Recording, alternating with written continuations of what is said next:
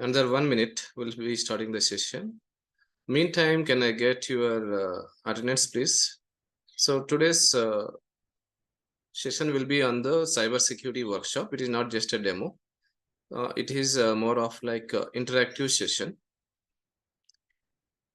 You have to respond in the chat with your name, then your year of graduation, name, year of graduation, and then location, year of experience. You can respond in the chat. It will the message will be only to me, not to all as of now. If you need a certificate for this workshop, we will be providing for that. So we need your details for this. Name, year of graduation. This is a free workshop. It is not it is not mandatory that you need to attend any training mandatorily. Okay. Year of graduation, and in case if you are working, you can put years of experience, your email ID, and your contact number. Try to respond in the chat. Of course, we will not be using these mobile numbers or email other than the training purpose.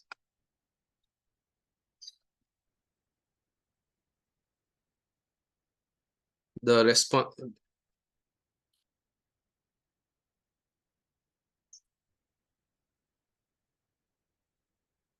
These workshops are very important if you are getting into the cybersecurity. You'll get some credit points by showing this workshop certificate to any of these certification board. Most of you might be familiar with certifications: certified ethical hacker, certified Java developer, right? This kind of certifications require these credit points. Attending these workshops will give you the credit points. That credit points will increase duration of your certificate.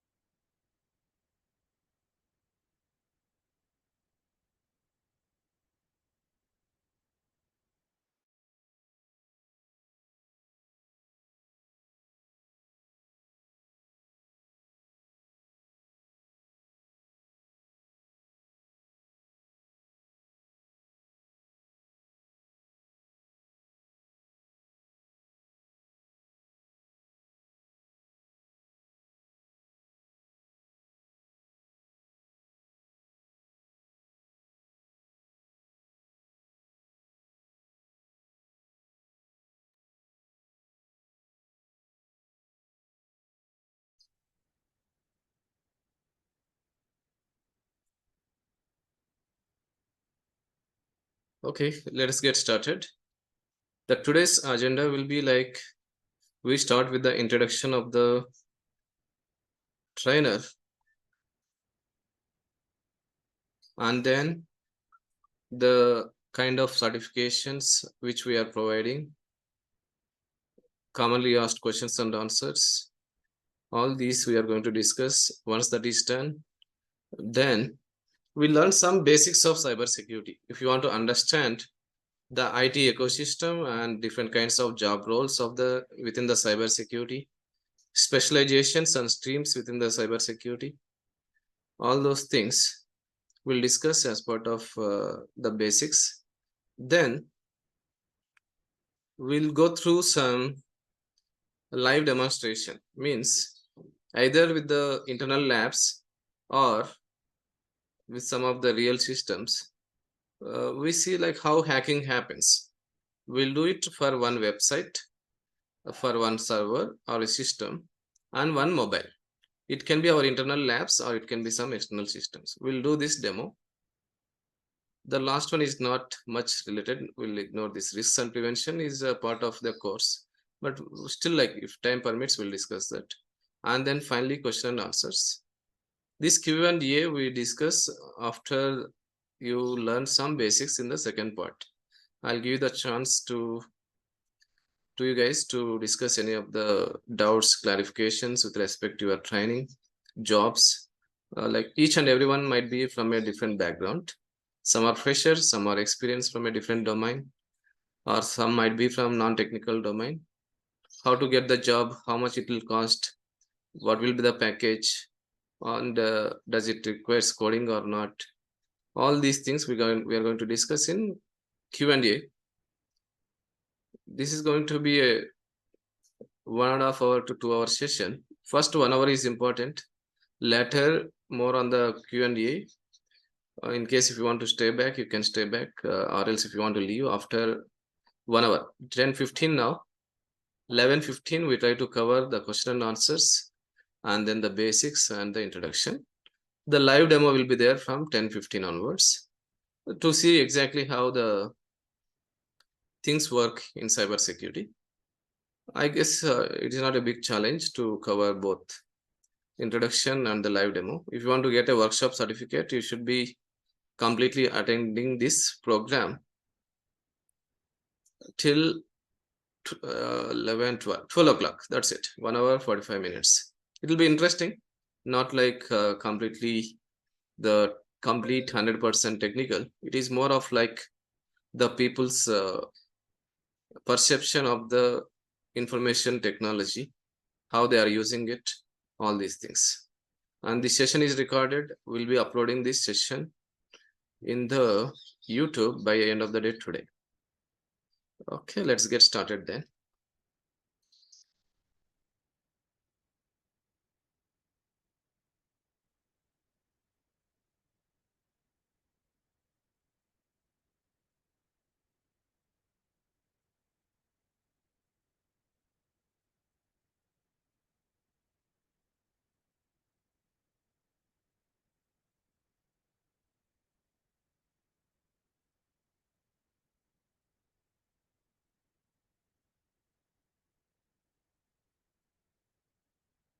As part of introduction of the individual self details has been given. And coming to the hacker book technologies, the trainer will be me. It is Hari Subara, and I have overall 15 plus years of experience in the cybersecurity across different domains. Remember, cybersecurity is not a single domain. Means it is not like a single job or the technology related to a single stream. There are multiple verticals, multiple substreams are there. If you want to get expertise in all these substreams or specializations, it will take at least 10 to 12 years. That we are going to discuss. What are the different substreams, and for a fresher, what things to be learned, and what for experienced members, what are the different specializations you guys have to go through. All those things we are going to discuss in this session. Then I worked as a security architect, and I am very much familiar with these web, network, mobile, cloud, IoT. And coming to the certifications, remember, in cybersecurity, certifications are very important. For any kind of profile, technical profile, by looking at the certifications, anyone can judge how much technically the person is. Even for a trainer like me, these certifications are needed. And I have listed some of the certifications which I have done from the last 10 years. These are required. Most of the clients, say for example, you got a job and you are going to work for a client. Client would expect at least 1 or 2 certifications. Not all these certifications exactly. CEH is one of the certification. These are certifications which I have done and completed. Some are easy and some are tough. CEH, ECSA, CISSP, CCSC is related to the cloud. Case is related to the coding. Coding also there, but not for the beginners. For 3+ years of experience, and if you are passionate of programming or coding, then you can learn these specializations. If not, you can ignore this. DevSecOps is also there as part of cybersecurity. The person should have the knowledge on DevOps and cybersecurity.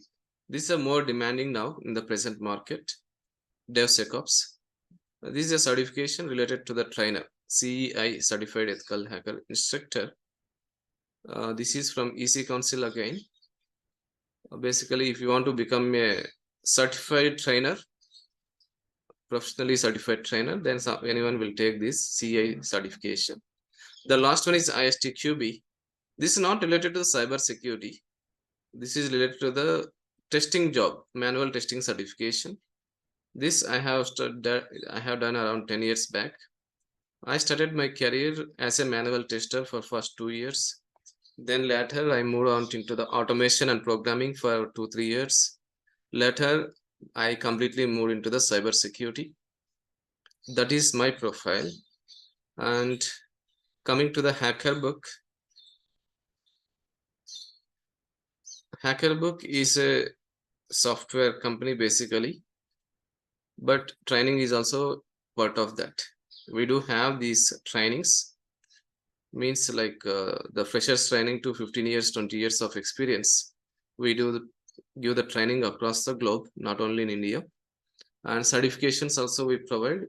Certifications are technical certifications. In case if someone wants to uh, attempt these certification exams and get the certification, like CEH, so many certifications are there. Those are listed in our website. We'll go through that list later. We help for the certifications, and then jobs. In fact, we do the mentoring program. It is not just training. We try to target for the jobs. So in case if someone joins for the training, it is an end-to-end program till you get the job. It is not just training and then leave you guys where you are. It is not like that. We ensure that you get a job. The only thing is you have to follow our guidelines, instructions throughout the course. And then we do have the services in the sense software services into cyber security. For all the trainings, whatever we are doing, parallelly, we do have the certifications. In case if you want to know more details about the HackerBook technologies, anytime you can visit this website, hackerbook.in. Coming to the training programs, I conduct 4 batches for every year. We don't conduct like every month. I just go like 1 batch for every 3 months. That's how like we have been doing from last 3-4 years. But still, though the batches are very less, we had given very good placement from the last 4 years. Some of the certification programs are here. These are the different certification programs and different trainings and services, IT services and IT staffing. Coming to the IT services, the whatever the trainings we do, right? We do have some of the clients where, guys, just give me 2 minutes. I'm getting one important call.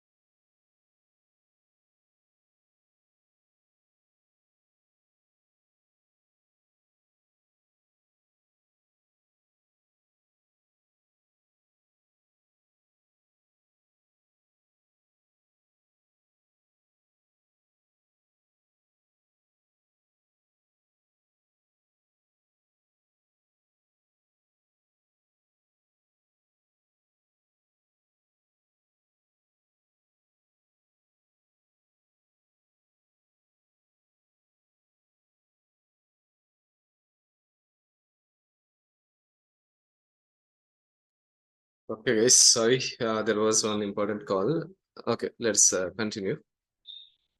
You can go through our website anytime, whenever you wish, to go through the list of training certifications and what we are offering from HackerBook. And coming to the job process, that we'll discuss after we go through some basics, commonly asked question and answers. Now let's talk about the IT ecosystem. IT ecosystem means to understand cybersecurity, first you should understand what is meant by software engineering. Software engineering, anyone? Any thoughts? You can respond in the chat or you can make use of mic. What do you mean by software engineering? Anyone?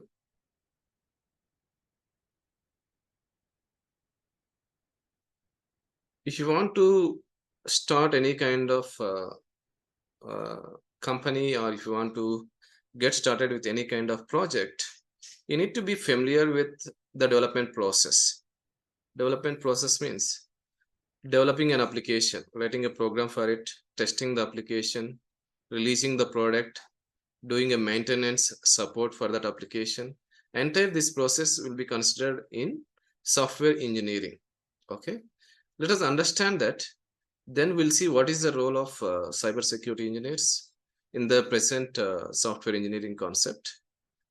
Okay, first I'll start with development. I'm sure if you want to develop some program, developers are very important. Am I correct? Give me some job roles related to the developers. Anyone? Respond in the chat.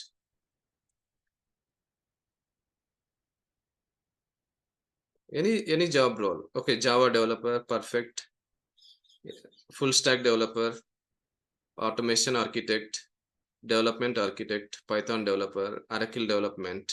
Like this, you should be familiar with the coding. Perfect. There will be few engineers who has to test the application, right? Testing. Testing is a phase in software development life cycle. Someone develops an application, assume like xyz.com, or it can be mobile app or a website. You do the testing. The main objective of testing is to ensure the quality by finding the defects and closing the defects. This website is hosted in the operating system. We require some computers, basically servers, to host the website. Am I correct? Website is you have installed in some of the servers like 2022 or Apache, Windows 2022 or Apache web server, you install it. Then later, you perform the testing. After you perform the testing, you need to give it to the customers. So that is called deployment. Basically, after the deployment, the application goes to the customers. That is called live environment. Live environment means the application is reachable to the customers or the users. This is a normal software engineering process anywhere across the globe for all the applications in all the companies. Where does the cybersecurity engineer comes into the picture? To support this infrastructure, we need some server softwares. Basically, web server, app server, database server. To support the website, we require these details. Am I correct? Can anyone tell me what is the purpose of database?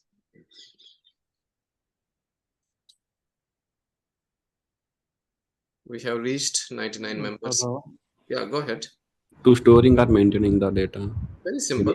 Yeah, of course. Yeah, that's good. Store or process the data or maintain the data. That is the purpose of the database. We just go in a high level. We don't go deep into the each and every concept. Application server. Business logic. All of you, if you know the answer, you can respond in the chat.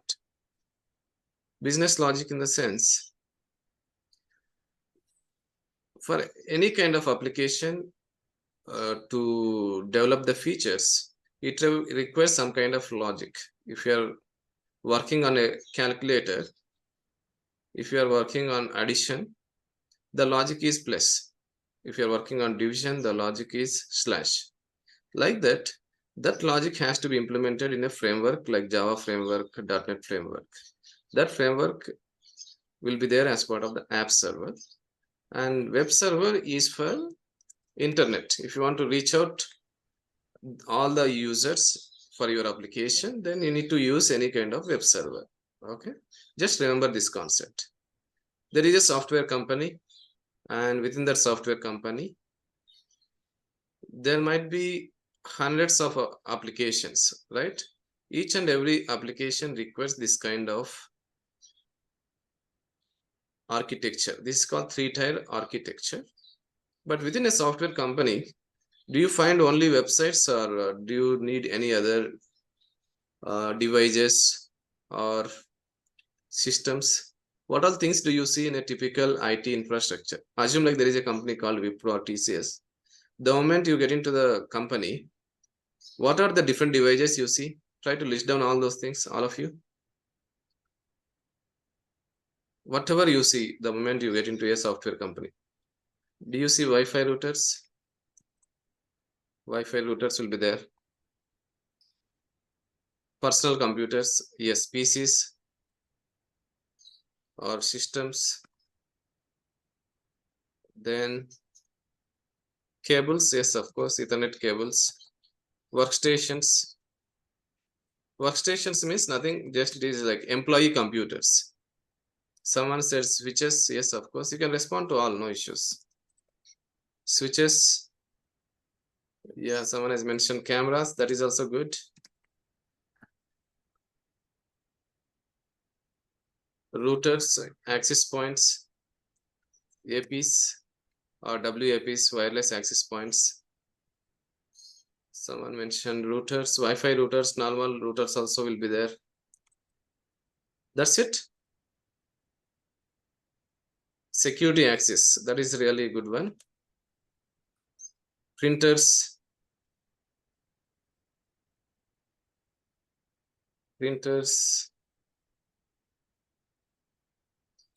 file servers,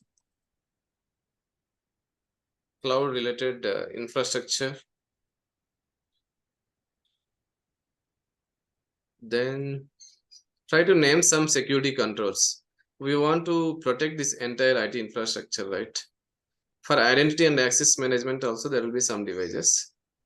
If you want to protect this entire IT infrastructure, we require at the starting firewalls, FW firewalls, IPS/IDS.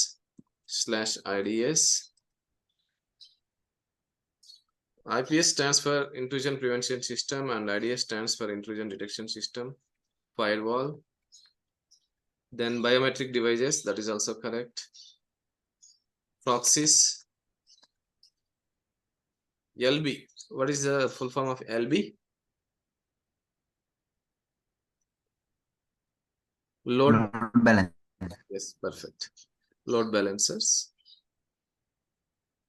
The purpose of load balancer is to distribute the traffic in a balanced manner. Okay, that is the purpose. Firewall is a port filtering device, means it will try to, you can open some ports, you can close some ports. Ports are like virtual channels that are used for communicating from system to system. And again, all these, yes, there are a few more devices are there, like medical devices will be there depending on the company. Depending on the company, they have their own kind of IT infrastructure. I have listed down the more commonly, more oftenly seen devices or the servers that are there in a typical IT infrastructure. Whether developers or testers, they have to make use of this environment to develop the application and to test the application. To protect this infrastructure, we are trying to depend on some of the security controls like firewall, IDS, and IPS. So any traffic that comes inside the organization, right, that has to go through this IPS, IDS, and load balancers. Then only the traffic gets into the IT infrastructure, network packets. The moment they enter into the organization, the traffic, Depending on the purpose, our servers or the services will respond to the end users. Here are the users.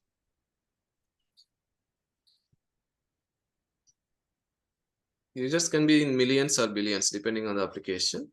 So all these users definitely has to go through these security controls like firewall, IDS, IPS.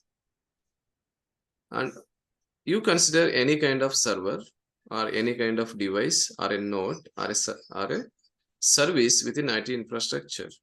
They mainly process or store data. Am I correct? Definitely there will be some kind of data. We call it like information. Information, either it stores or process it. And there is a category called hackers or attackers. Hackers or attackers. And we do have a lot of these devices. We can call it like assets also. Mobiles also will be there. Employee mobiles, right? Why does the hackers try to gain access to the database server? Why do they want to gain access or take control? Anyone? To store the data or sensitive information, maybe. Yes. Basically, they want to steal the data first. After stealing the data, it is up to them what is the purpose they are stealing the data. Someone they steal it because of the money. Someone steal it because of some kind of malicious purpose. Someone hack or steal the data just because they don't know anything. They don't know what to do. They just want to prove like they are good hackers. That is also. So for someone it is a passion. For someone it is a revenge. The reason can be anything, but the hackers, real hackers or the attackers, are dangerous for all the IT companies, IT organizations or IT firms. These hackers are dangerous. So all the companies, they try to protect their data or the information from these hackers or the attackers. Okay. And coming to the information, there will be like personal data. What is the difference between data and information? Anyone? Data and information. Respond in the chat.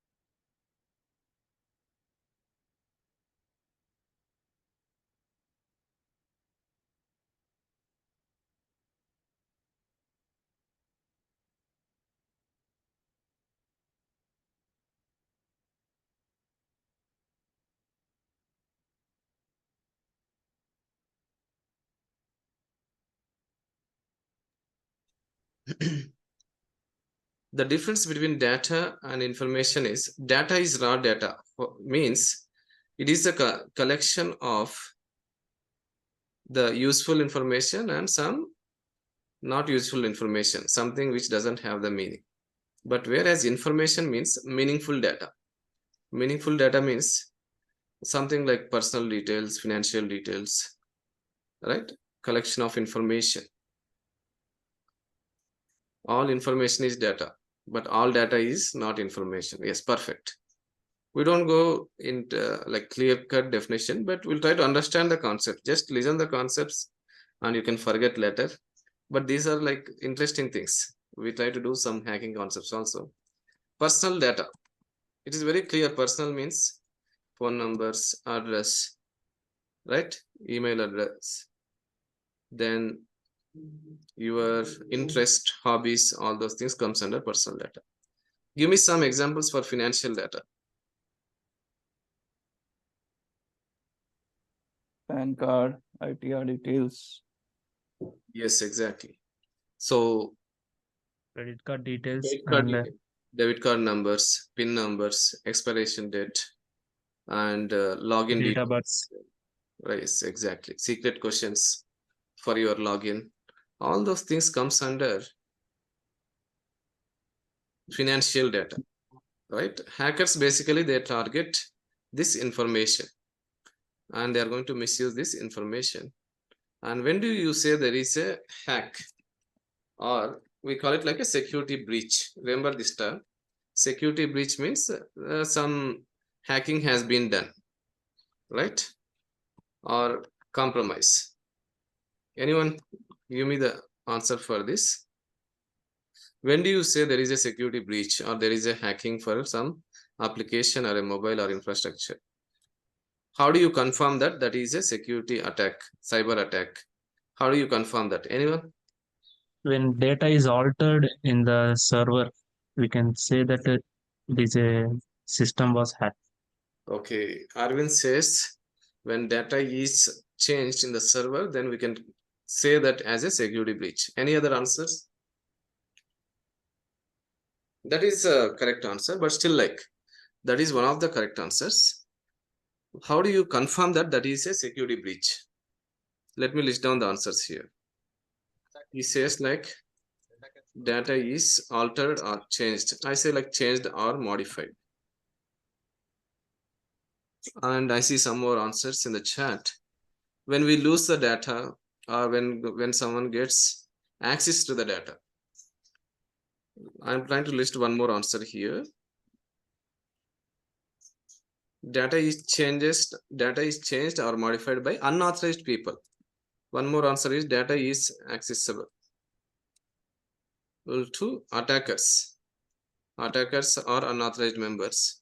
This is also modified by attackers or unauthorized members. These two are different or same? What do you guys think? First, data is accessible to attackers. Data can be changed or modified by attackers. These two are same or different? somehow similar. Data can be changed by No, modified. if I give you two options, whether it is same or different, which one do you choose? It's different. Both are different. Obviously, both are different. Someone is able to see your account balance through the hacking. So basically, I'm able to read your data. I'm able to see the account balance. The second one is I'm able to do some changes so that your account balance gets changed, reduced, and that amount is getting transferred to the attacker. The second one is different, right? Which is more dangerous? First or But sir, without having first one access, how can a person do the second action? no, that we'll discuss it later. There are options, right? Okay. We'll discuss that later once we have these basics. See, if the attacker is able to read the sensitive data, then we say like confidentiality gets impacted. There are three principles of information security: confidentiality and integrity. The last one is availability. So if the attacker is able to modify sensitive data, then we say like integrity is impacted. If the attacker is able to access the sensitive data, we say like confidentiality gets affected. And just hold on.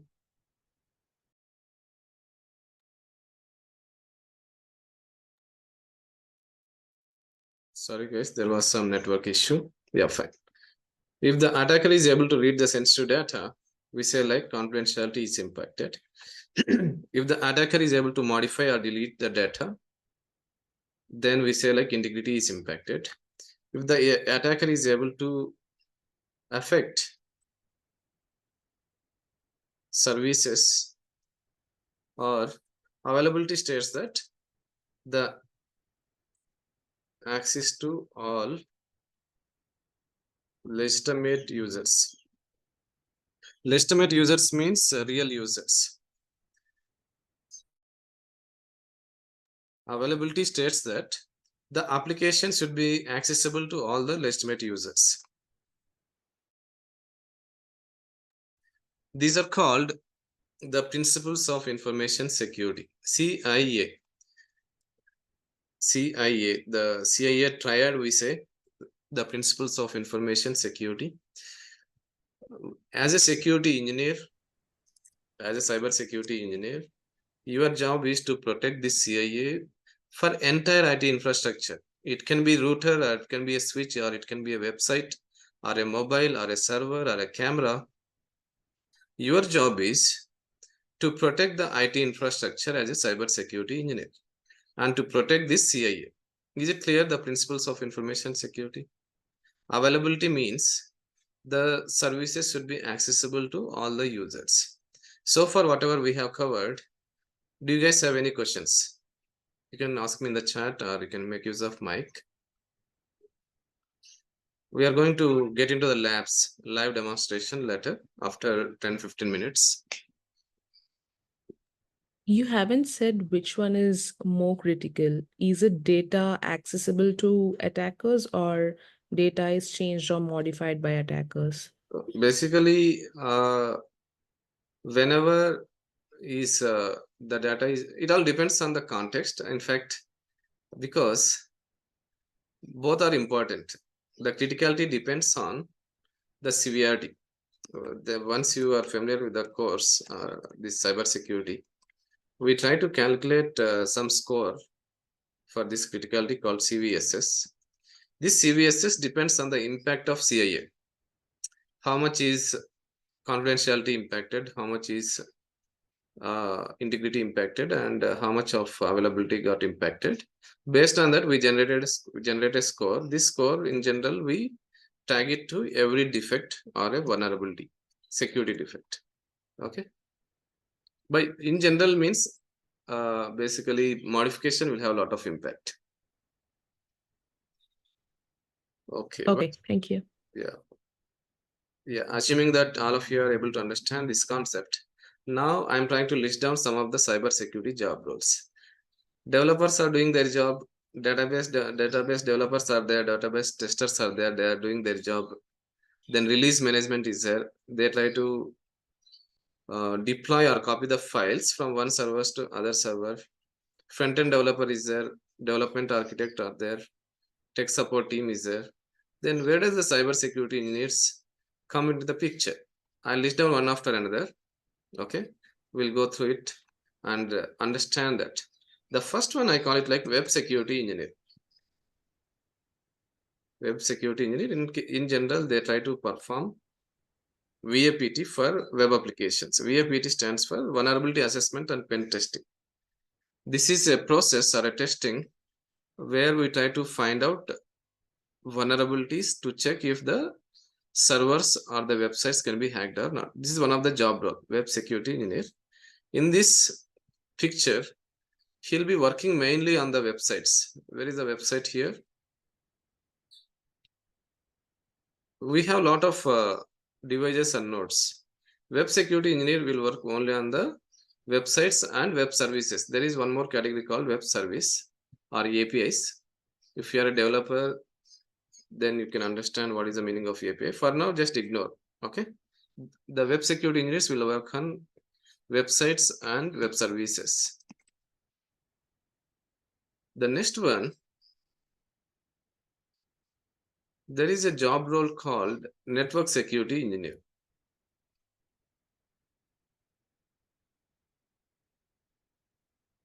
He also does the VAPT, but mainly try to cover on the network.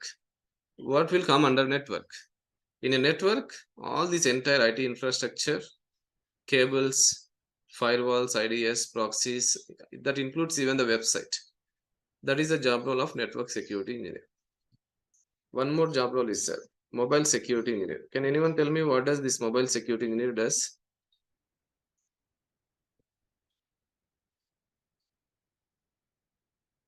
Again, vulnerability assessment and pen testing. Try to respond in the chat, or you can make use of mic. What does the mobile security engineer does?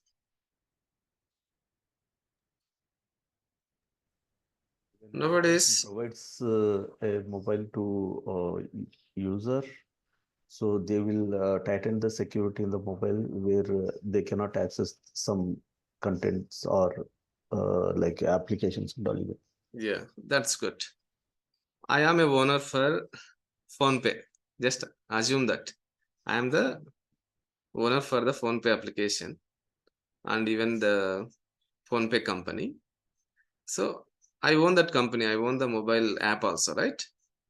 We have to do the pen testing. We have to do the VAPT for the mobile app. Why should we do?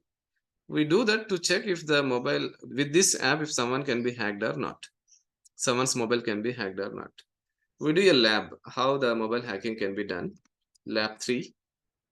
And for web, lab 1 will do. This one we'll try to do as part of live demonstration.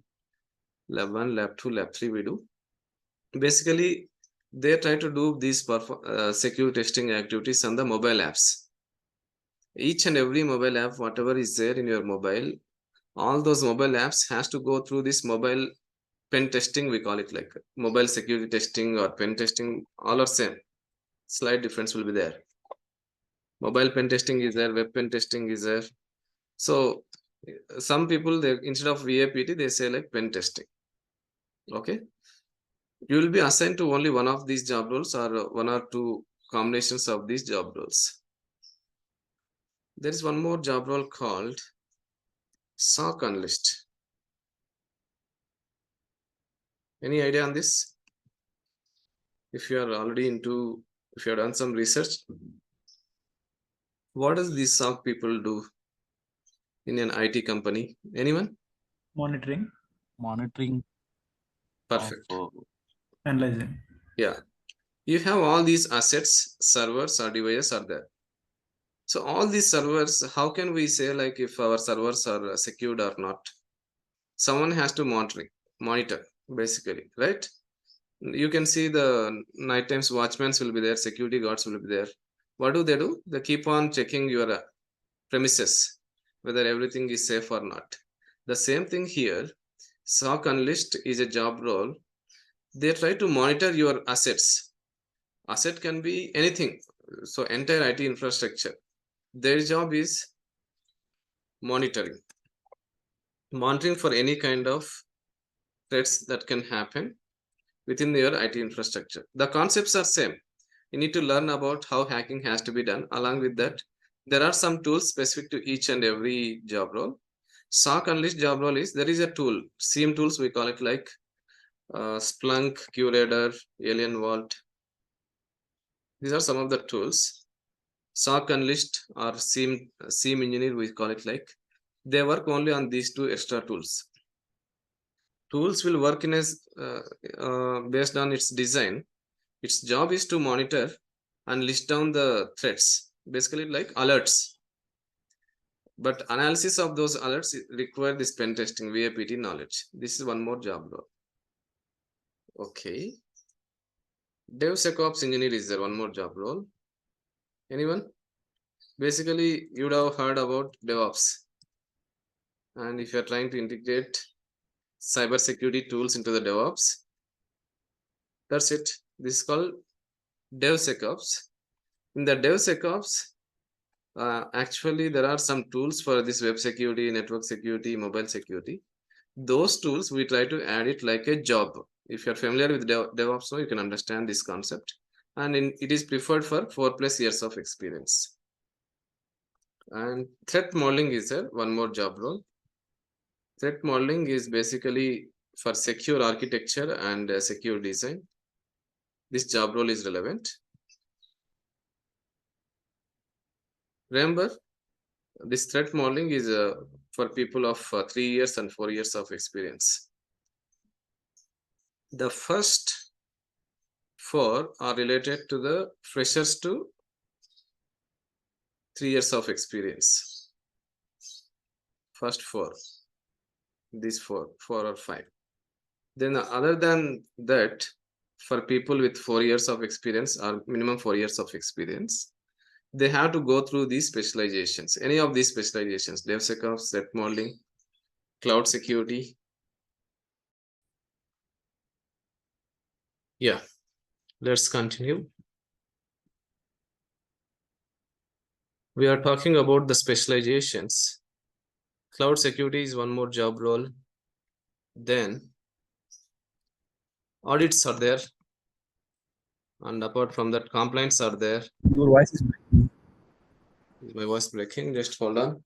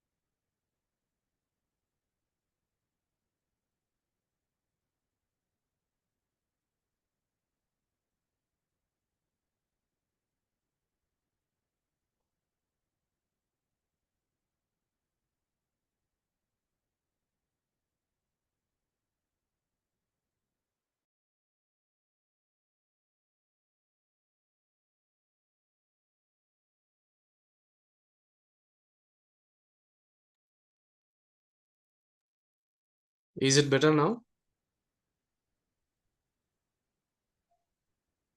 Yes. Yes. We are Yes, almost sir. done. Before we get into the labs, just hold on. These are some of the commonly seen cybersecurity job roles: cloud security, audit, compliance, then GRC, governance, risk, and compliance. So within your software company, right, someone will be there to help you to install firewall, to install antivirus. The GRC team takes care of that. And there is one more job role called SAST engineer or source code analysis. This is the only job role, we call it like SAST. This is the only job role which requires programming language, right? So this requires the basic programming knowledge if you want to become a SAST engineer. And we do have the different job role called endpoint security. Endpoint security deals with antivirus, firewall, IDS, IP.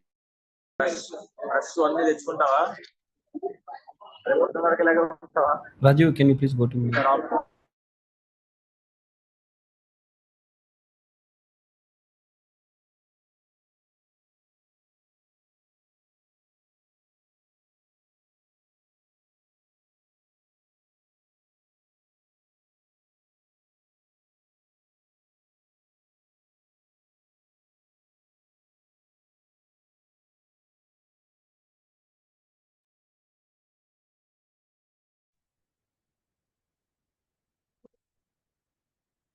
Let me highlight the job roles.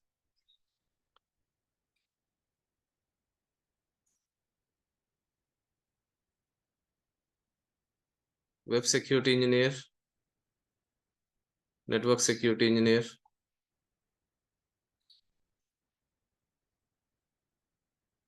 then mobile security, SOC analyst, DevSecOps engineer,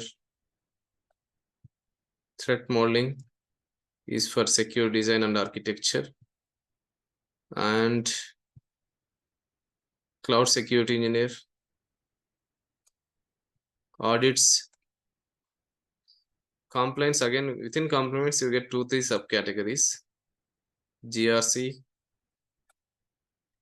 and endpoint security, SAST engineer. We have separate engineers for firewall, IDS, IPS. This is also one more category. Firewall, IDS, IPS. API pen testing is considered as one more separate category.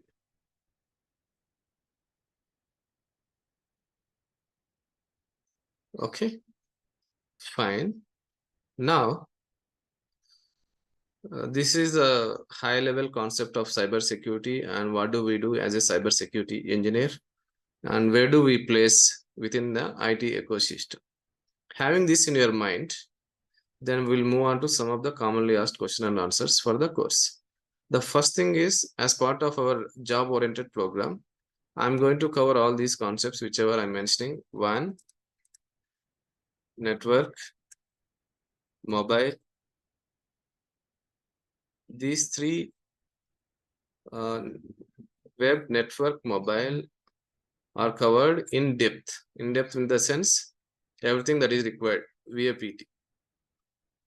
DevSecOps, threat modeling, cloud security, SOC analyst, endpoint security, SAST engineer.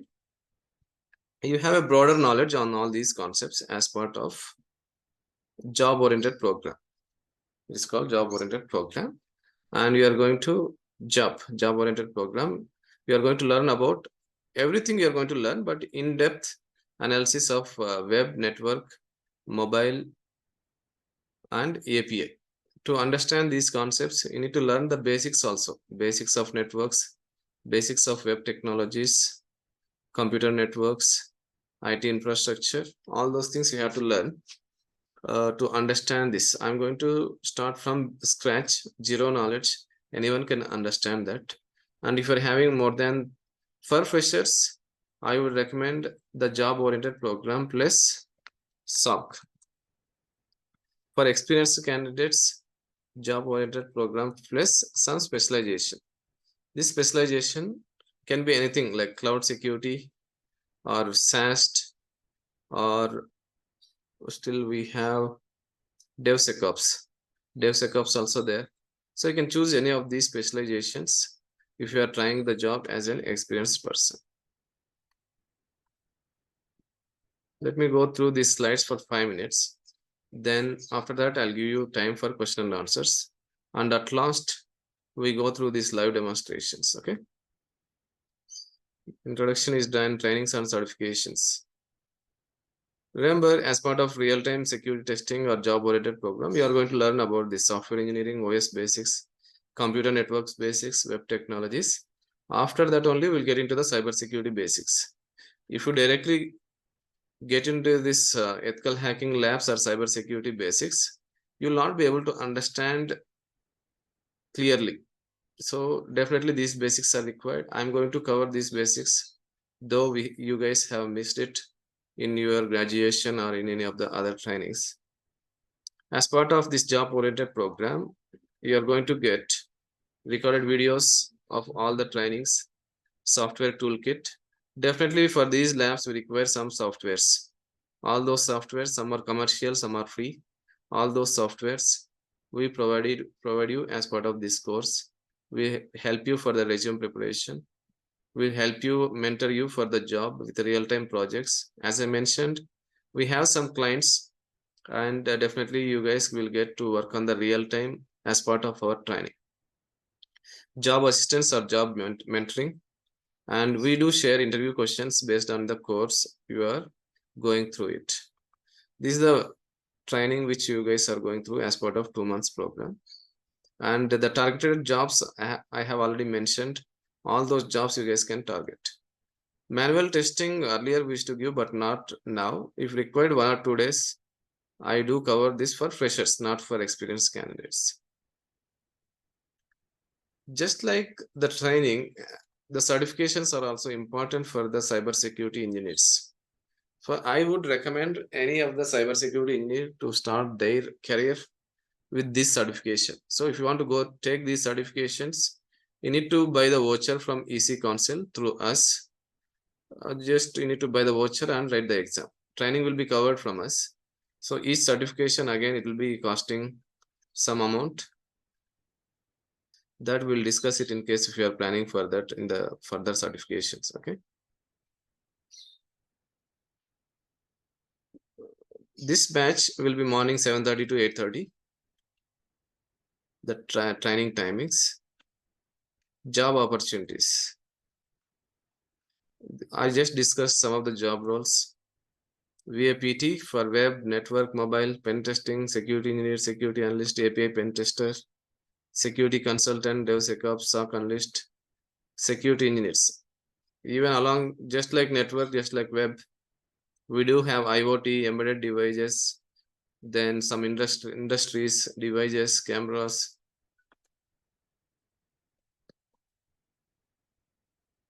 Right? Okay. ERC is similar to the GRC. Somewhere in few places they call it like ERC, Enterprise Risk and Control, Governance Risk and Control, Risk and Compliance.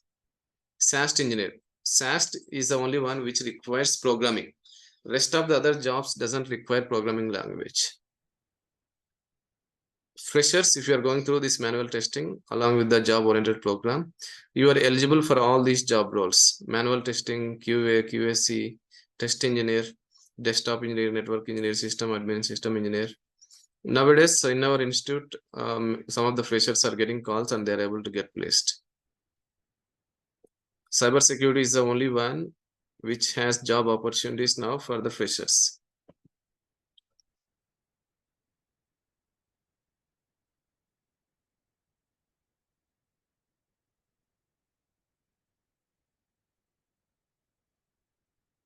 These are the common job roles as per CEH. If you do this certification, some of the job roles they have mentioned.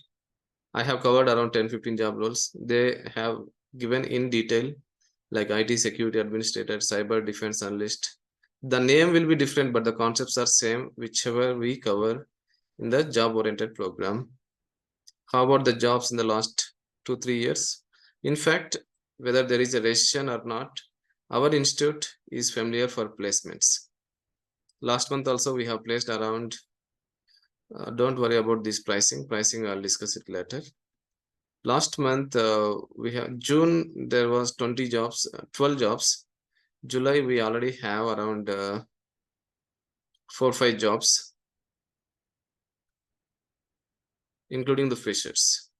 Now let us go through the commonly asked question, Q&A, commonly asked question and answers. After that, I'll give you the access to the mic and you guys can ask me any kind of doubts or questions. Okay. The first one, does the course requires any prerequisite? No. You can come with zero knowledge. Will help you to become cybersecurity engineer, whether you are a fresher or experienced or domain change. Can anyone from non-IT background learn this course? Yes, of course.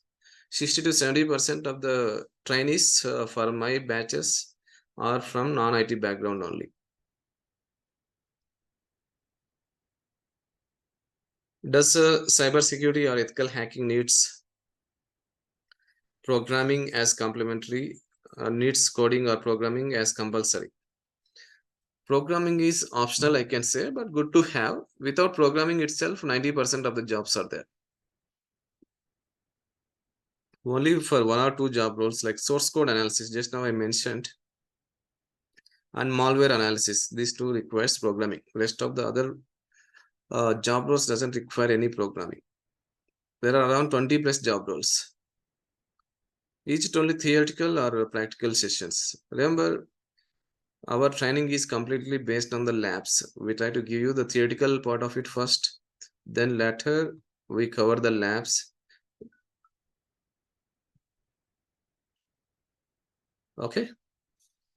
Theoretical training and practical labs. 30% theory and 70% labs you can consider. The fifth question you will not be able to understand now. Basically, it is for fixing the issues. Do you train only hacking or do you train on fixing the techniques for hacking? That is a question about.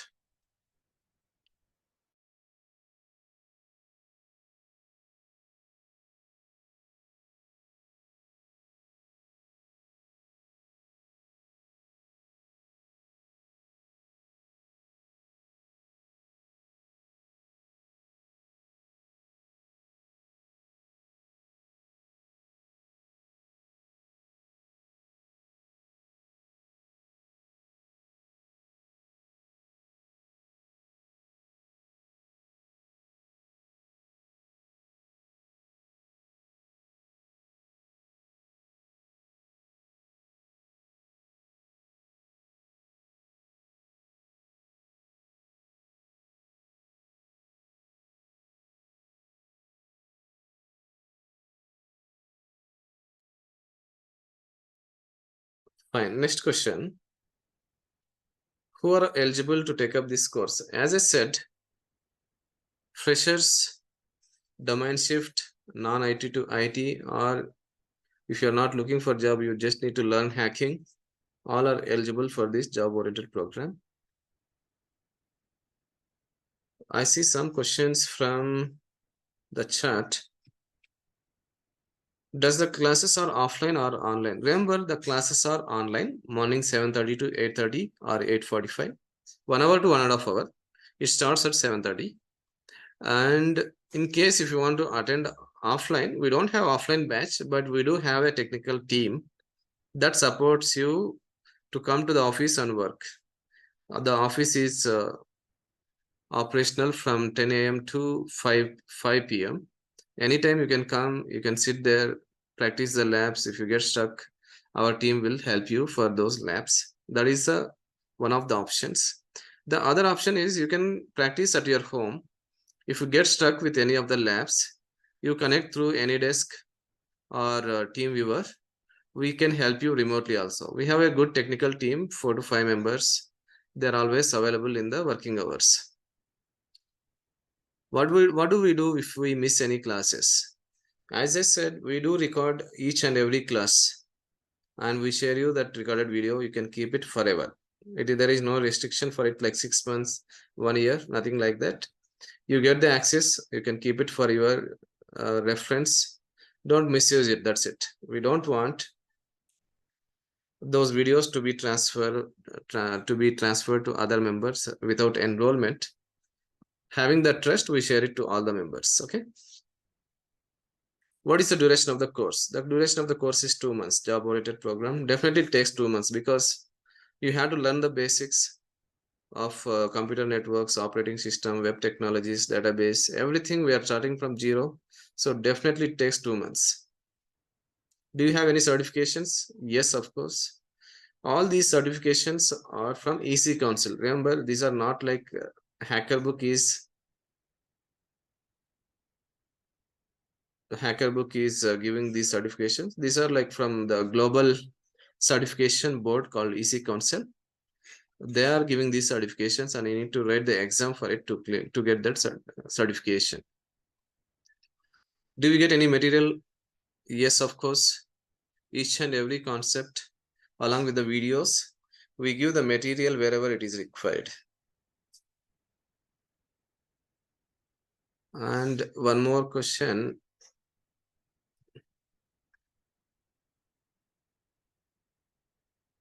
How is the market for the cybersecurity? In fact, cybersecurity is the only stream which is not affected much in the current recession.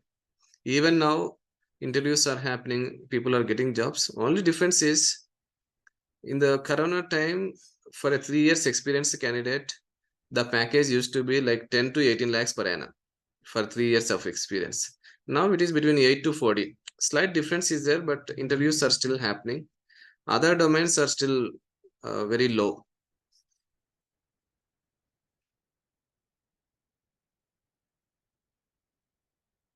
Change the timings to 8 to 9. Okay, maybe you can log in. Though we start at 7:30, right? It will take 7:35, 7:40. That's not a problem. You can log in at 8. Not 8, like unless if there is no option, you can connect little late. But 7:40 at least you have to log in. I am trying to answer some of the questions posted in the chat. One more question is, I'm a working professional. I can't join the class in the morning. Is there any alternative timings? As of now, we don't have a separate batch for that. But if you have a minimum count, then I can arrange for a weekend or the evening batch. That we'll see depending on the count. Do we need to pay separate amount for certification or it is the course amount? No, the certifications amount are different because these are all global certifications. The minimum amount is like CH will cost you 36 to 42,000, approximately 40,000. KS will cost you around 28,000. ECD DevSecOps will cost you 34,000. SOC Analyst 28. Cloud 42. CPENT is there, it will cost you 90,000. And then OSCP is there, that will cost you 1.5 lakhs. Depending on the certification, all these certifications are from third party, global certifications. So we need to buy a voucher at any cost. These are charged separately.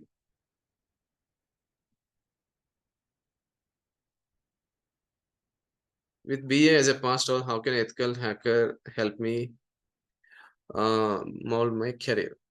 BA, MBA or what is that? Business administration, Yashaswini. What would be the package for the freshers? Freshers package ranges from company to company as per their standards, but in general, it will start from at least 3 lakhs, go up to 6 lakhs. Business analyst, yeah, business analyst team also they can learn the cyber security. This is the only domain where non-IT people can easily enter into the IT role. I have 2.5 years of experience as a Java developer and I want to convert into cybersecurity. Please guide on this. The course content is same whether you are a fresher or 2 years of experience or 5 years of experience. But the thing is, if you are having some experience on other domains, that will be beneficial for you when you are trying to learn the cybersecurity course. But by the time you finish the course, all will be at the same page, same level of knowledge. Fee structure, including the CEH certification, that will tell you. Remember, the fee is not including the certification. I'll tell you how the pricing is done.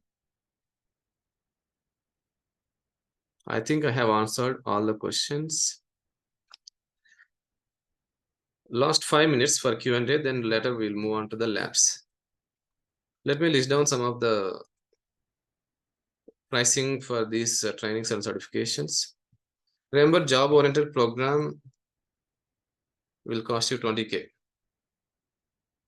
But still, we do cover some of the offers. In case if you are paying on or before the batch starts, the batch is going to start on 30th, July 30. So we can take it like 31st. If you are paying by 31st, it will be 16K, I guess. 16 or 18, I'm not sure.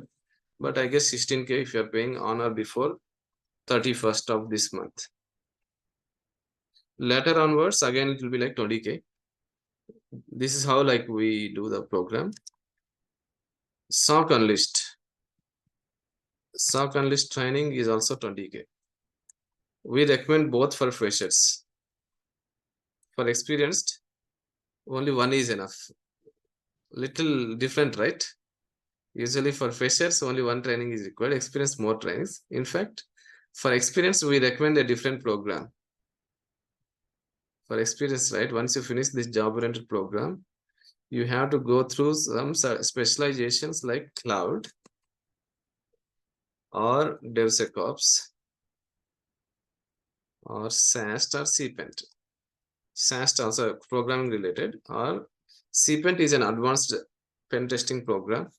We have to choose job-oriented training plus any of this specialization if you are having minimum 4 years of experience. Job-oriented training program plus one certification with training program. Whereas for freshers, we recommend job-oriented training program plus SOC Unleashed and Certified SOC Unleashed certification. Okay, now the pricing wise 20K and 20K. Then CEH certification, as of now, we charge 30K plus GST. And most of these certifications are priced in the same range, except CPENT will cost you 90K plus tax. This is advanced pen testing program. Once you have 1 year, 2 years of experience, you can get into this CPENT also. Rest of the things are priced between 30 to 40,000. You can get more details from our admin 854-999-5000, or you can walk into our office for more details. Enrollment has already started. In case if you are interested for job, the first one is job-oriented program for first 2 months. Then later we start with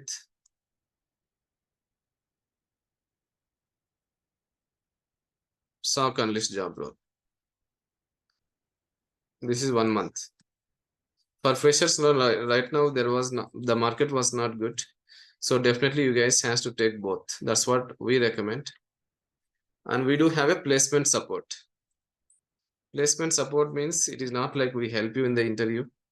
We train you for the interviews. Means day by day we see like what is your progress and what are the topics and how you are learning. We'll guide you, mentor you till you get the job. There we have a program for placement support for both freshers and experienced. You can get more details of that in the office. I am available in Bangalore office today till 2 o'clock. And tomorrow, day after tomorrow, I am available in Anantapur, Andhra. Again, next weekend, again, Bangalore. Let me see some questions. Fee structure, including certification, I have discussed. What are the certification good for freshers? Okay, for freshers, I recommend job-oriented program and SOC analyst. Along with that, one certification, CEH or SOC. CSA is SOC analyst. I am from non-IT background. My package is and so on. So if I get a job, then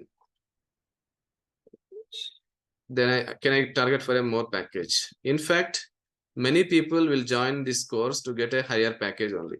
Other domains, you don't get good package compared to the cybersecurity.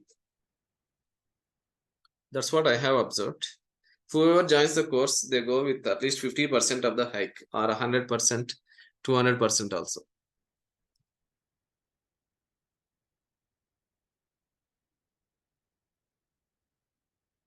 For SOC analyst, we go as a L1. BTech computer applications can join the course. Yes, of course, you guys can join the course.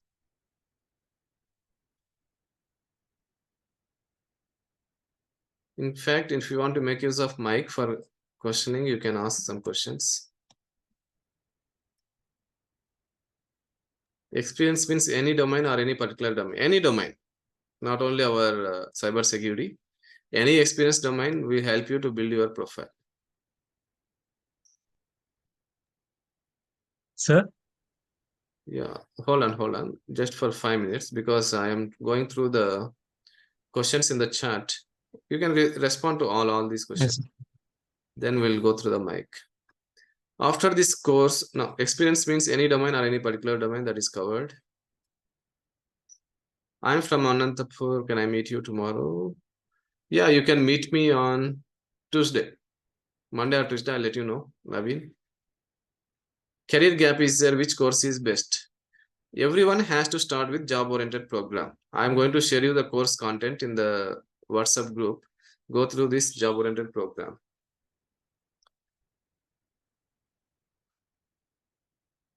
I have 4 years of experience as a Java developer. Can I switch to SaaS engineer and will be covered as part of this programming? Yes, of course, you can make a switch to SaaS, but the thing is, you cannot understand the SaaS without knowing the job-oriented program. Job-oriented program is the core concept of cybersecurity. Without this, you cannot proceed for further certification. So, if you are a developer, go through this job-oriented program plus SaaS. That's our recommendation. I'm having 9 years of experience on IT. Can you suggest me? For 9 years of experience, I would suggest job-oriented program, JOP plus cloud. Or still, if you want to become more expert in cybersecurity, job-oriented training program plus cloud plus CPENT. CPENT, you get some discount. It will not be like as it is 90K. Definitely, we do have some discount. You can reach out to the admin. Having 9+ years of experience in Linux administrator, shall we? Yes, of course, that this is a perfect job role for the person who is into the Linux administration, Windows administration, network support engineer, because already you are aware of the IT ecosystem, IT infrastructure. You just need to learn the tools and the process of cybersecurity.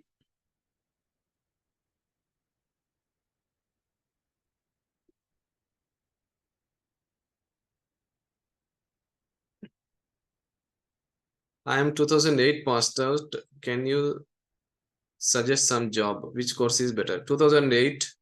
Yes, of course, you can try for the job if your communication is good. Remember, 2014 till 2024 passed outs, easy to get a job. Okay, if you are from a different domain. If you are below 2014, right, definitely the communication plays a major role. If you are below 2014, means your year of passed out of your graduation is 2008, 10, 6, 12, like that. We expect your communication should be good, because you cannot talk like a fresher having 10 years of career gap, right?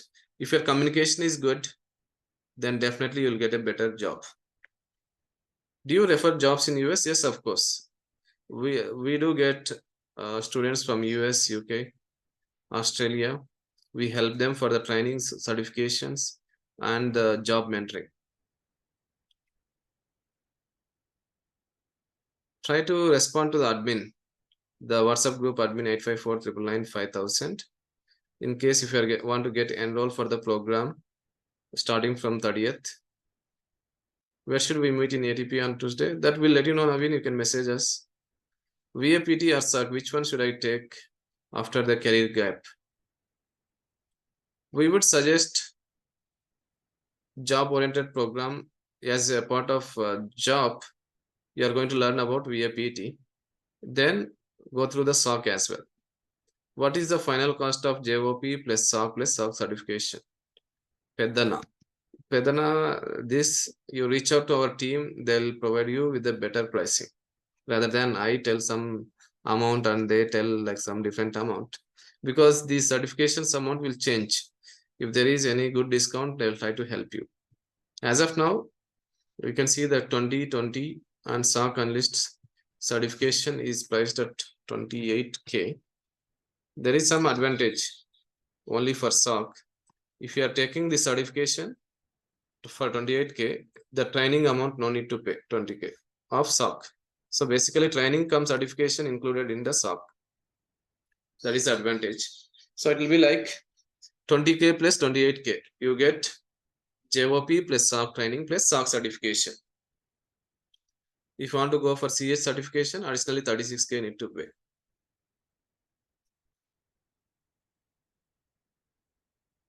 Raju, CEH or SOC or VAPT for domain change. That's what job-oriented training program is mandatory for everyone.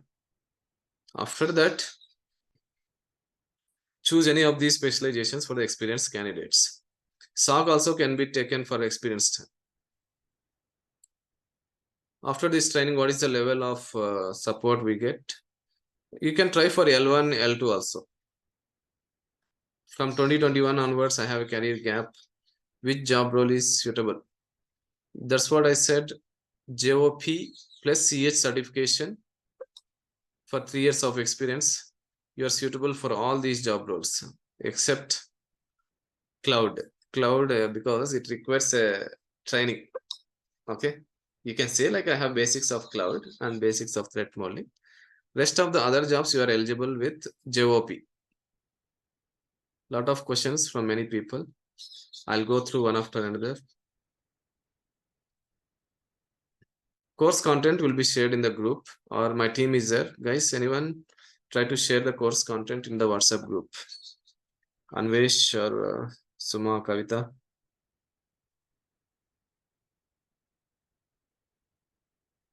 Try to share the course content. You'll get it in the WhatsApp group. The question from Jagadish, that is done. Question from Hitesh is done. From Uday. How would be the opportunities for 15 plus years of experience and where do we fit? How would be the transition? If you're having 15 plus years of experience, you need to do JOP plus CH certification plus any of the specializations. Specialization with certification. That will help you to get into a job role, because like managers directors, cybersecurity directors, cybersecurity managers, or CISO, Chief Information Security. It is equivalent to CEO job. CEO is more concentrated towards the business. CISO is more concentrated towards the security of your entire IT infrastructure.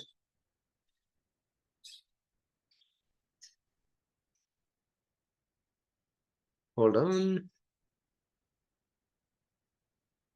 I have 4+ years of experience on Jira development. Which course is better? JOP plus CH certification. I would recommend for 4+ years of experience. 9 years of experience in HR, and I want to convert 5 years into cybersecurity. Yeah, again, same thing. CH plus job-oriented program plus cloud for 5 years and 9 years. 3 years of experience in supply chain domain, 5 years. Yeah, again, same kind of question. Without JOP directly, shall we get into the cloud or DevSecOps? No, it is not possible, because you don't know the cybersecurity. How can you learn the other specializations? You can learn, but the thing is, it will be challenging. If you learn JOP only 2 months program, primary skill is JOP. That's what I would say. Secondary skill can be anything. I'm passed out in 2020. Which course do you suggest? JOP plus cloud or JOP plus SOC? That's my recommendation. Does EC Council certifications are mandatory for freshers, either CEH or SOC? Remember, guys, certifications are optional. I'm saying for everyone, whether freshers or experienced. But if you want the weightage for your profile, if you want to get more interviews, definitely certifications will play a major role. That will tell the recruiters that you are already qualified and certified engineer, and they feel confident if you are having the certifications. In some companies, they do a filter like, okay, we want only certified engineers. So without certification, the chances of interviews are less. At least in this recession, certifications are mandatory, I would say. So that's the reason we recommend. But if you want to try for a job without certification also, you can try. You can just go for JOP, learn the training, and directly you can try for the jobs also without certification. Only thing is, without certification, your pay scale will be less.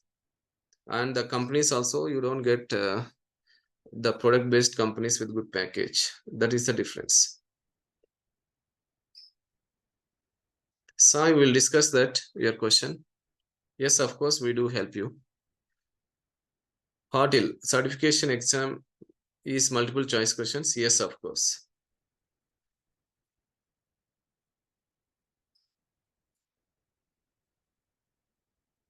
CEH content will be covered as part of JOP.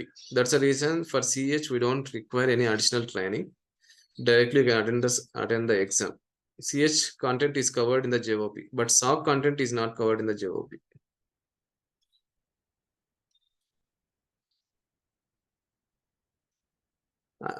Okay, we do have two questions in the chat. Yeah, we'll finish that and then we'll move on to the questions on mic if anyone wants to have some discussion. I have 1+ in cloud and DevOps, along with I have done some certification too. What do you suggest? What certificate? Okay, cloud and DevOps, right? If you have the experience in cloud and DevOps, I would suggest JOP plus CEH. Then directly you can try for DevSecOps,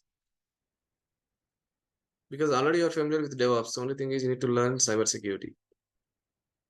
I'm working in TCS. I have 2 years of experience and I need to shift the company. Package skills, which course do you suggest? Service now as an analyst. This is from Muhammad. The recommendation for Muhammad is JOP plus CH. You can get your package for 2.3. Definitely your package should be 8 to 10. That's the cybersecurity range. I'm not sure what is your package now, but for 2 to 3, it will be between 8 to 12. For 3 years, minimum is 12 lakhs of package. For 5 years, between 15 to 20. And for 8 to 10, depending on the company, it would go from 30, 40, 50 lakhs. Recently, one of the guy has cracked for 48 lakhs with 10 years of experience, our student.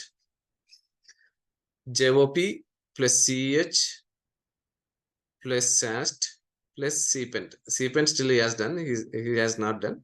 He has enrolled for it. He has cracked for 48 lakhs. In fact, it is supposed to be 54, but because of some changes, they again reduced it to 48 lakhs of offer. Kiran, JOP plus cloud and DevSecOps cost. Kiran, reach out to the support. I'm not sure the exact pricing, but we give you at the better pricing compared to the market, all these certifications. We are mainly concentrated towards the job for everyone. We don't have any kind of margins on these certifications. We give it at the base price from the certification board. What is the cost of the certification of CEH and SOC? As I said, CEH is 36K plus tax. SOC is 28K plus tax. If there is any additional discount, my team will help you. Cost of JOP plus SOC with certification. In case if you are going with JOP plus CSA, it will be just 20K and 28K. That's it. You get JOP training, SOC training, SOC certification included. 20 plus 28K, that is 48K. But instead of 20, you are getting 16, 44K. That's it. 20 years of experience in non-IT. And how much package will I complete JOP and SOC?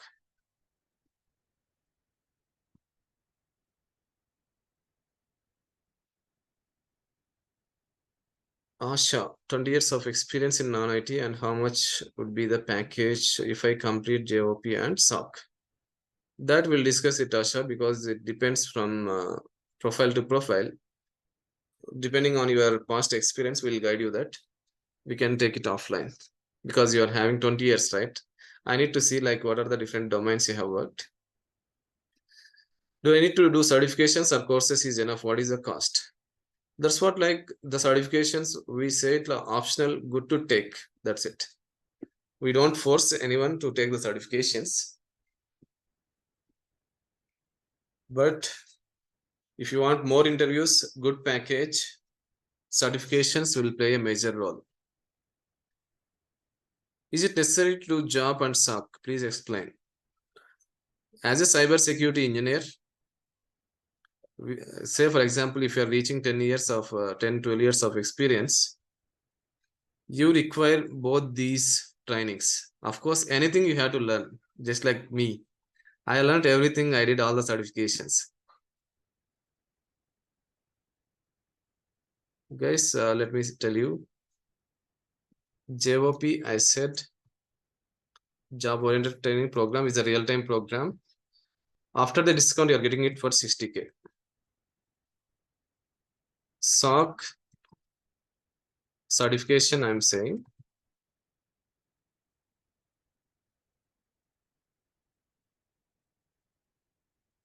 $28K. But if you are taking SOC certification, there is no need to pay for the training. Free training, you can say. If you are taking for SOC certification. This is EC Council certification.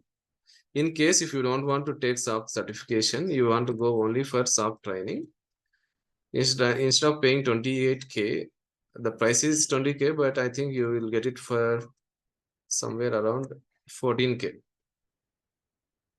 14K. Only training. If you want training come certification, 28K. That's it. We are just quoting the SOC certification price for it. JOP plus DevSecOps. JOP is fixed for everyone. If you are going for DevSecOps, these some of the certifications, right? It comes with training. DevSecOps is around 42, but you'll be getting around 36 or 34 like that. 34K is the final price. 34 to 36, you can get the confirmation. This will be the certification price, DevSecOps. How is the market now? I heard batches are getting fire ration. Of course, ration is going on. Hacker book students are getting jobs because definitely will share the pricing for each letter at some point of time in the group. You guys can go through it. Hope all of you are there in the WhatsApp group. If not, just message to any of these numbers, 5000 or my number. We'll add you to the WhatsApp group. I have answered all the questions as of now. Yeah, any other questions from anyone? We have the option of paying through the credit card. Yes, of course. You can unmute and ask me the questions in case apart from that, still if you have any more questions. That's it. Hi, Hari. Sorry. Yeah, go ahead. Hari, I have one question, yeah, if you don't mind. Yeah. So, Hari, when you say that we would also be working on live projects with clients as and then the training progresses, would that not collide with our actual working hours? Like, how would that be? See, basically, when I say live projects, we do have some of the clients where we check their web security. Okay. And any of mobile assessments, source code assessments. These are some we are doing at free of cost. Some we actually code some amount for them. With their approvals, actually my team is there. We are around 8 people. We are working for some clients. What we do is, in case if anyone are interested, so in fact, if you want to get into the live project, you need to finish the training. You need to finish mock interview, because we directly can't spend time for you guys to get into the real time. Mock interview means we'll evaluate, we do the assessment, how much is your preparation. Are you familiar with sample projects? If you're familiar with the sample projects, we'll tag you to the real project for 1 or 2 days. Then you understand the live projects, how exactly it is happening in the market. That is a process. Got it. Got it. For everyone, no it will be there, right? Yes, the process is you need to finish the training. After the training, even we do arrange some of the revision to explain the commonly asked interview questions and answers. We share you the interview questions and answers. After that, you have to go through the mock interview. Mock interview means like, if my team is spending 1 hour, 2 hours of time for your live project, then you should be ready to understand those. Once you're familiar with these basics only, then we can take you for the live project. Or else what will happen now? They'll be doing their work and you simply watching without knowing the concepts, right? Yeah. Training is online, but you can walk into our office anytime for practicing the labs or to clear the doubts. We have 2 floors in Bangalore, Marthali location. 10 to 5 are the office hours. You can reach out to us anytime. Ensure for my presence, you need to check the availability with the admin. Anvesh is handling this number most of the cases. Anvesh or any of the staff, 854-999-5000. Check with him for any for my availability, because sometimes I will not be available in office. As the morning batch is online, I do cover this from any location. Lab support will be there in Bangalore in the working hours, working days, Monday to Friday. Is it online training or offline training? Is offline training, we don't have it because most of the candidates prefer online training. Even if they come for offline for 1 week, from 2nd week onwards, we see drastic downfall of the count. That we have observed it and we stopped the offline. We started at 10, right? 10:15, 11:15, and there was some network issues. Okay, quickly we'll go through some of the labs. We'll go through some of the live labs now. Any more questions? Last 3 questions. Sir, VAPT will be covered in this job-oriented program only, sir? Yes, exactly. VAPT on web, API, network, and mobile.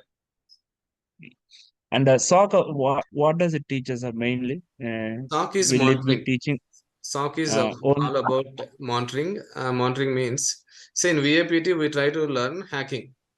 You are trying Yes, to sir. hack the assets from outside of the Yes. organization. Mm. Okay, instead of hacker, we also will check whether someone can be hacked by using the same tools. That is the job of VAPT engineers. But Yes. within the organization, someone has Yes, to sir. monitor the health of these assets. For Yes, sir. that, we depend on SOC tools. Those are Splunk, Alien, QRadar. Still, Yes. many tools are there. So these are monitoring tools. If you log into that tool, web-based tool, it will show like, okay, for example, you are trying to attack some website that will be logged in this tool. I'll show you one example. Okay. Yes. You're Sir, can we do it This on hybrid mode, this program, rather than offline or online? That would be helpful. hybrid in the sense training we don't give after. If you want, basically offline will be covered through the technical staff from me. Okay, if they are not able to help you, then it will come to me. You understood, right? That can be considered as hybrid. You are learning the concepts in the morning online. If you have any doubts, you can reach out to the office, or even you can connect through any desk. Whatever the doubts you have, we'll be able to clear those doubts. Sir, this DevSecOps and cloud security, this one it will cover now, sir, with JOP. After No, that, we can go. we cover basics like what is mean by cloud security and one or two classes. DevSecOps also, like we tell you the process, but we cannot cover all the tools. That those are like 1 month programs, specializations. Separately need to cover that because DevSecOps and cloud security different separate. sessions. All these specializations are separate. Cloud So for cloud is specializations separate. also having the same time or else any particular time? After this JOP. Yeah, these comes after the JOP. Right now we are starting JOP. After Okay. JOP, morning sessions will be SOC, and evening sessions will be either of these: cloud, DevSecOps, or CPENT. SAST I do once in 4 months, but either of these three will start in the evening hours, mostly between 7 p.m. and 9 p.m. Okay. Cloud or DevSecOps. Yes, yes. What is the cost, sir? JOP and cloud or DevSecOps? Cloud, you get it for 34K. I'm telling you the approximate price. DevSecOps also 34K. SaaS 28K. CPENT around 60K you get. Only course fees, sir, like with certification cost. Whatever the specializations I have mentioned, this comes with certification. Certification plus training. And exam voucher price. Exam voucher also. Okay, cloud or DevSecOps. Yeah, Which one yeah, we can go for, sir? Like all these 9 years. special. Yeah. Can you come again? Yeah, for me, I have 9 years of experience, Unix and Linux and AWS. So like, which specialization shall I? Okay, 9 years of experience. I would recommend JOP plus cloud. JOP plus CEH certification plus cloud certification. Okay. Yeah. In case still if you want to learn more, then move on to the CPENT also. I recommend CPENT if you are like very much passionate about hacking, and CPENT has good demand in all the countries. Yeah, cloud we can go for cloud. Cloud is like widely diversified across all the companies and across all the countries. So for 4+, I would recommend a cloud always. Yeah. See, if you are looking for the job with more interviews and good package within a short span of time, go with cloud specialization. If you are like passionate of hacking, want to learn more about the hacking skills, then CPENT also you can take. Either you can skip the cloud, or you can along with the cloud also you can take CPENT. But CPENT is not theory, not the multiple choice questions. It is about exam for 24 hours. You need to clear the labs. Okay. Without, sir, one question. Without JOP, can we go for cloud or DevSecOps? Anyone? Is it possible? Not possible? Yeah, can you come again? Like without JOP, Yeah. directly shall we go for the cloud or DevSecOps training? No, you cannot understand those concepts without JOP, because in JOP what we are going to cover is, let me show you you are going to learn about different attacks. Each and every attack is different. In JOP, basically pen testing. Let me see if I have the course content.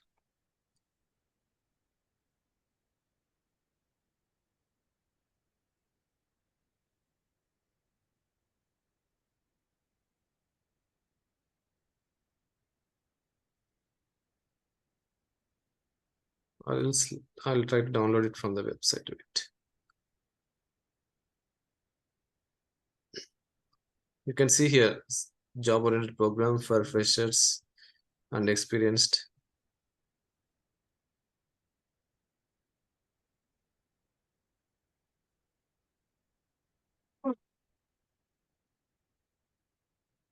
View brochure, 16K plus tax, it'll come to 20,000, something like that. But you get it for 16 if you are enrolling on or before 30th or 31st. This is the JOP job-oriented program or the real-time training program. You can see the course highlights, interview, internet audience, domain change, passed outs, bug bounty, freelancers, secure testers. Freelancing, bug bounty are different programs again. Prerequisite is no, nothing is, we don't require any knowledge as a mandatory. So some of you would have worked on some one or two some of these certification, some of these concepts, but definitely you guys would have not covered some of the basics under JOP. The first work is more about learning about IT ecosystem and web technologies and operating system. Then cybersecurity basics. Week 2, you are going to learn about entire IT network, ports, protocols, static IP address, DMZ, DNS, and cybersecurity basics like assets, risk, vulnerabilities. Then phases of pen testing, virtualization you are going to learn. After learning virtualization, you have to go through the lab setup. You are going to set up some of the tools and operating systems in your laptop. That will go for 2 to 3 days. After that only you are going to practice all the cyber attacks. Some attacks are based on database. Some attacks are based on the web technologies. Some are related to the networking tools.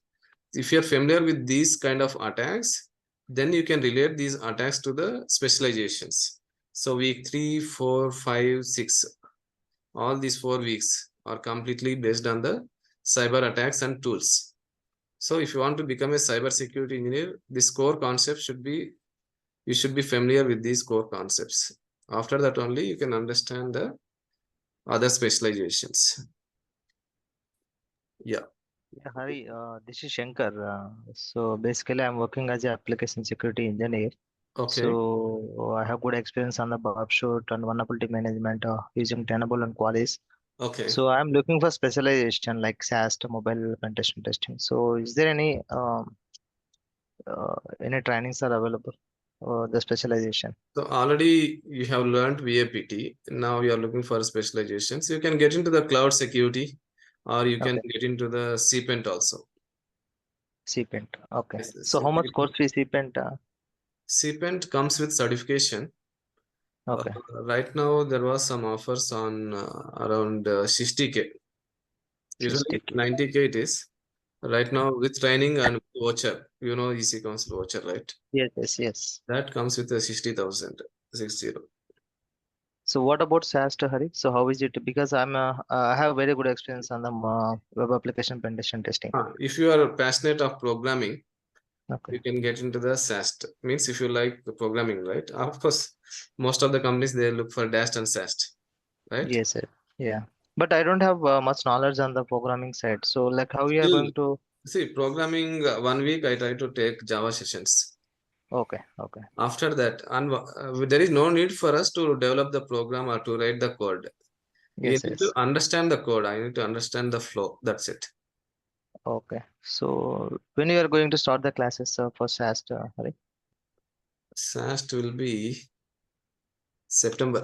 One more month. August, September. September month. Okay. August, we have the CPENT. Okay. September, we have the SAST and Cloud.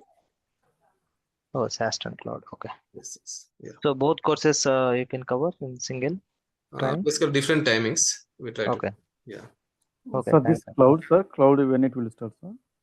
September first week, you can assume. September first week, we start the cloud and also source code analysis. Morning batch, always I try to take up JOP and SOC. Specializations, I try to take it in the evening hours, which holds good for the working professionals. What time would be ideally in the evening? Between 7 and 9. 7 to 8, one program, and 8 to 9, a different program.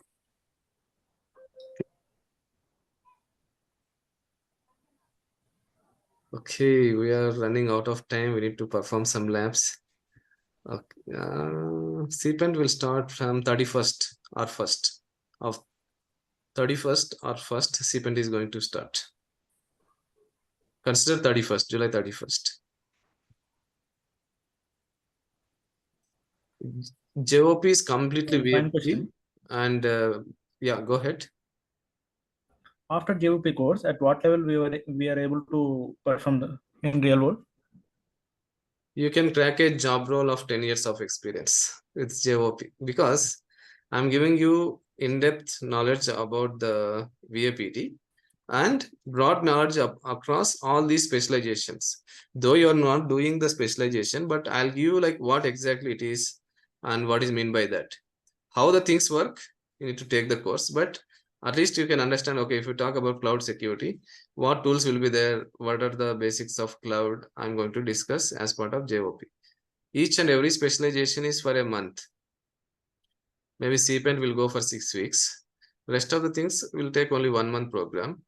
But still, I try to take one class for each. Cloud one class, DevSecOps one class, SAST one class. CPENT is basically advanced program. We don't cover anything here. Like I'm that. talking about only JOP. Yeah, in JOP only, I try to take the basics of each specializations. Yeah, got it. Assume like DevSecOps, 10 labs are there. I give you the basics plus 1 lab in JOP. If you want to learn all the 10 labs, get into the DevSecOps. But as part of JOP, at least I'll tell you what is mean by that and what are we going to do in that, what kind of tools will be there, so that people who are trying for the jobs from fresher to 10 years of experience, though you are not doing the specialization, you'll have some advantage over others by knowing those things. Got it. Thank you. For freshers, offline is good. For freshers, right, it is a morning online program, and after that you have to come to the office. My technical team will take you separate sessions for freshers. It will start after a month, not exactly in the same timing. Okay, fine guys, we are running out of time. We'll quickly do some labs. In case if you guys want to stay back, you can stay back, or if you want to simple labs, like how do we do the pen testing. If you're already a pen tester, some of the things you might have knew. For a website, let me take the login. Assume like you need to bypass the login for a web page or a login for a website. I take the example of ultramutual.com. You have to give me the input. I don't know the username and password for this website. Give me some inputs, give me some usernames and passwords. That's it, right? That's what hackers do. Respond in the chat. Any of the guessable usernames and passwords, all of you. Guys, in case if you have not given the attendance, you can post your details and you can leave if you don't want to be part of the lab. I'm going to cover the lab for website server, and mobile. 3 labs I'm going to cover. So you will get this workshop certification for everyone, whoever requests for it. Okay. But the attendance is mandatory with your name and email, phone number in the chat if you want the certification, workshop certification. Username is admin, password is, in general, there will be some default usernames and passwords, right? Like that, it works for admin and admin. Can you guys check that? I am trying to send you the URL. See if it works for admin and admin.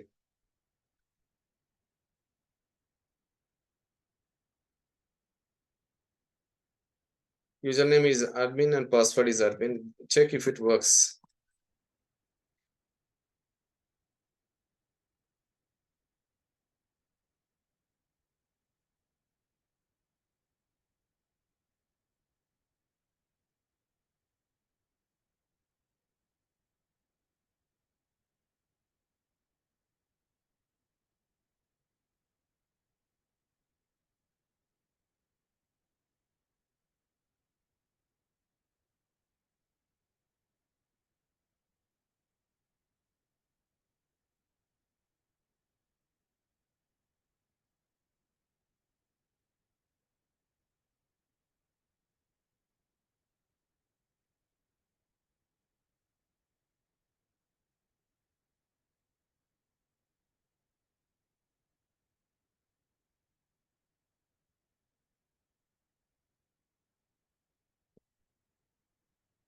Is it working?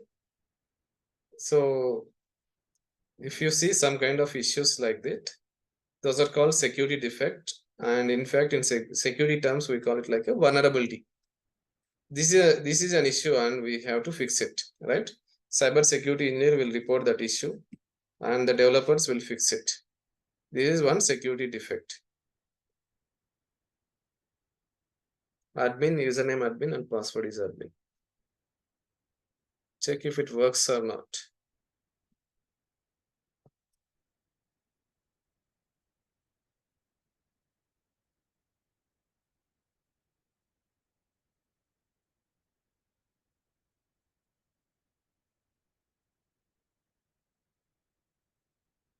Working?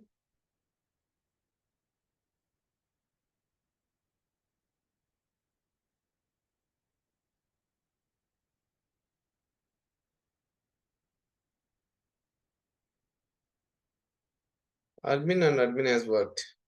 Okay. This is one vulnerability or security defect which has to be fixed. I'll give you the valid credentials.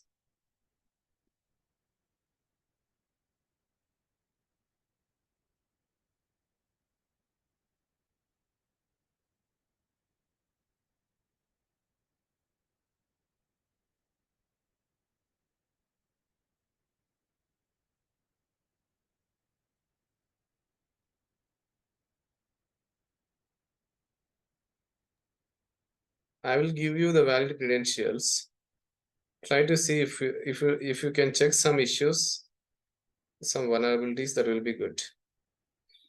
J Smith, demo 1234, demo 1234. I'm posting it in the chat. Demo 1234. These are the valid user credentials, J Smith and demo 1234. By using that credential, you see if there are any other defects in the login functionality only. You concentrate only on the login. I'm giving you 2 minutes. Try to check for any other defects.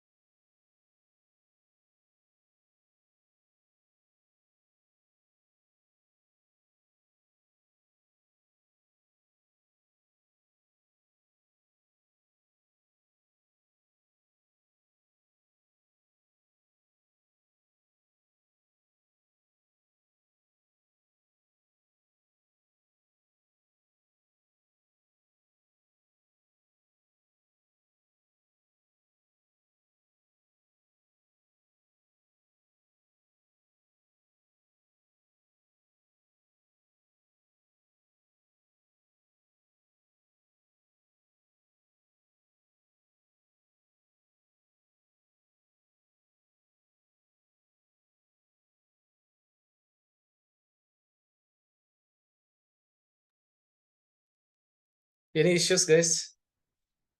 First of all, check if these valid credentials work. We'll finish these labs in 20 minutes. That's it. Under 20 minutes to go. 12:15 now. We'll wind up the session by 12:35. 5 minutes for each lab. I'll try to log in with JSmith and demo 1234. Let me see the credentials. Right click, inspect.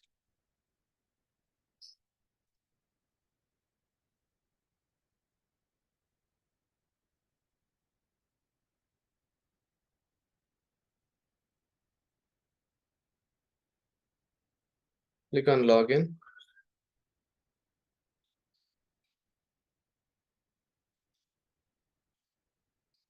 Click on this request, do login. I'm trying to check what credentials I have given. You see that to log into this account JSmith, I have used username as JSmith and password as demo1234.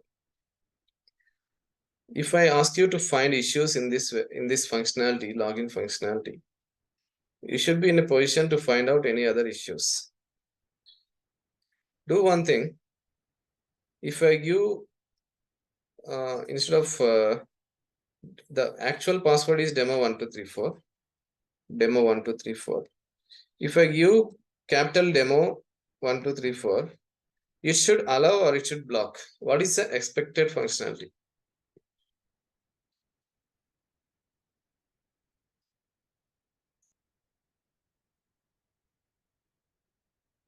In general, what should be the expected functionality if I give demo1234? The login should work or it should fail.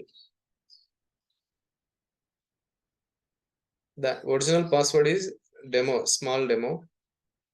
It will work actually because the differentiation is like not secured. See, case sensitive, it is called case sensitive. Any kind of login should be case sensitive. So it should treat uppercase and lowercase separately. You can consider any banking website. Okay. You can consider any banking website. It should not allow if you are providing in a different case. That's the reason most of the sites, they give the password recommendation as use one minimum uppercase, one minimum lowercase, special characters. Let me see if it is working for capital demo. It is working. I checked. If it is working, then it is a defect. It is a vulnerability. Working, sir. Right? I'm trying to It's cover working, that. sir. Yeah, that is a security defect. The developers has to fix. And as a cybersecurity engineer, your job is to find issues like this. As of now, we have found two issues. One is default credentials. It is working for admin. It is working for capital demo 1234. I'll give one special input, special payload. When you are learning the course, you will understand that payload. For now, you just go as per that without any explanation. What is this input? 1 or 1 is equal to 1. Do you think any user will be there in the database like this? Yes or no? Do you think any user exists with username like 1 single quote or 1 is equal to 1? No. Try to give username as 1 or 1 is equal to 1 and password as 1 or 1 is equal to 1 and see what is the response. Can you guys check?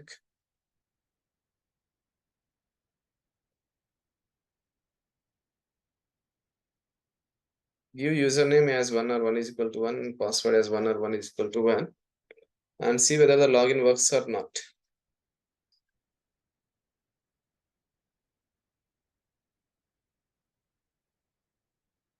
Very powerful payload. Payload means input. This works for 10-15% of the applications in real time.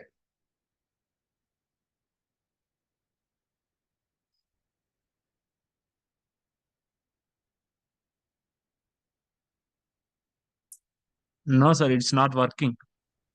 How about others? Check. Both username and password are same. Yes, sir.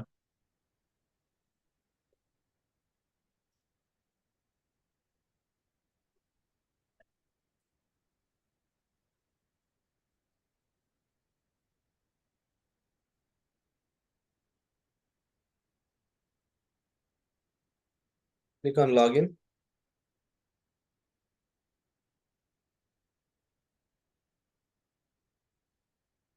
We are able to log in as an admin when you give username and password as 1 or 1 is equal to 1. Check the payload. See here user ID as 1 or 1 is equal to 1. Password as 1 or 1 is equal to 1. We are able to get the admin access. Okay. This kind of issues you need to find as a cybersecurity engineer. This is one of the web security attack. Like this, you get around 30-40 techniques with small changes you have to learn as part of job-oriented training program. Okay. Now we'll try to cover one more lab on system hacking. We don't have the. We try to use some lab systems instead of using the real system. I have these virtual labs. We need an attacker system. Kali Linux is an attacker. Victim is Windows 7 system. Windows 7 is there. As of now, I don't know what is the Windows 7 user or what is Windows 7 password. Does anyone aware of this lab? I mean to say this attack. If yes, tell me the Microsoft vulnerability number. Anyone aware of this attack? It happened in 2017. If you are using 2008 servers, Windows 7 servers, your server can be hacked within a minute. That we'll see it now. First of all, we need to find out the IP address of this system. As my attacker system and Windows 7 system is the same subnet, I'll try to scan this subnet. For now, you'll not be able to understand if you don't have the networking basics. Just observe whatever I do, that's it, okay? Nmap is a tool that is used for scanning purpose. I'm trying to scan the subnet for the live systems. Nmap space -sn space 247.12255. I'm trying to scan all the systems within the subnet. One web attack we did. This one is a server attack.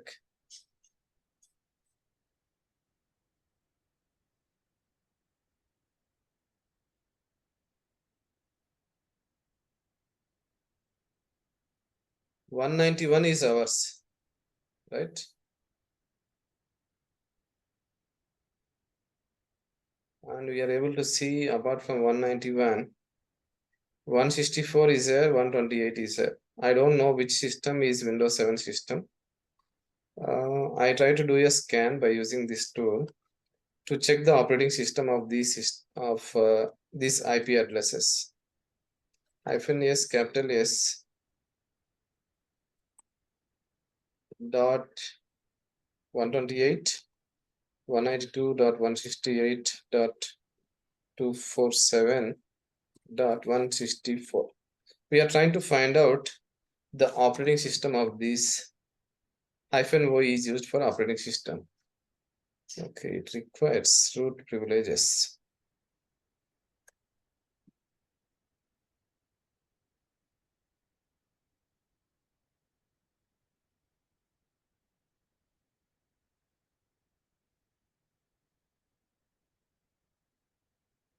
Once we find out the IP address of Windows 7 system, then we'll try to hack that system. We got the output. The operating system is Windows 7. This is for the IP address of 164. You can see that for 164 IP address, it is showing the operating system as Windows 7. The earlier one is Linux. Okay, 128. We are more concentrated towards Windows. MSF console is a tool that is used for hacking. MSF console is a tool, that is a command. You learn all these things when you get into the job. I mean to say, when you get into the course. For now, I'm showing you directly the attack, how the attacker system gains access to the Windows 7 system.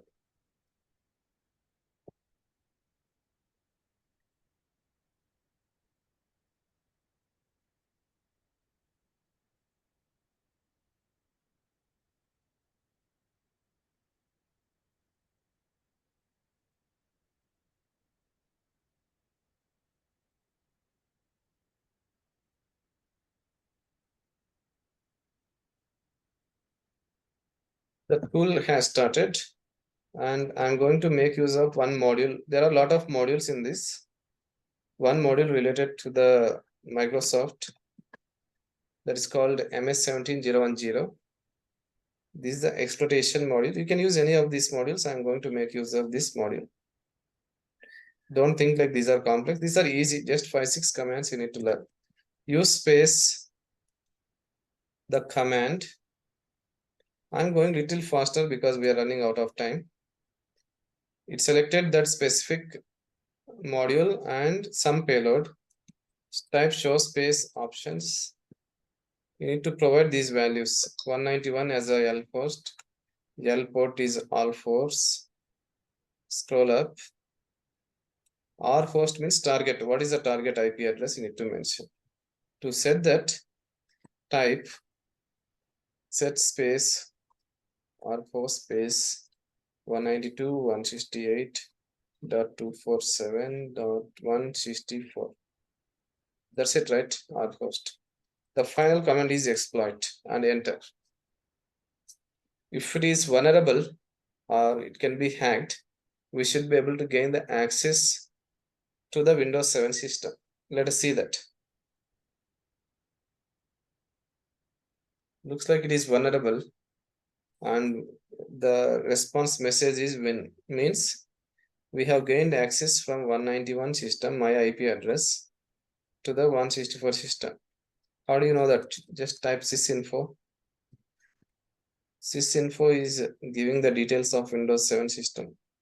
We are able to gain access to the remote system. Still, if you want to run some more commands, you can type help. It will list you the commands that you can run. Hash dump is a command. Scroll up, scroll up. Screen share is there, screenshot is there. Screen share means it will show you what is happening in that system. It is a Windows 7 system, right? Just type screen share.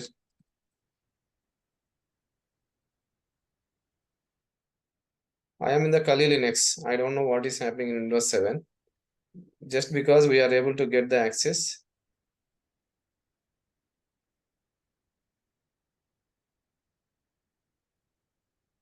it should list us the activity that is happening in the Windows 7 system. It says timed out. Let me close this.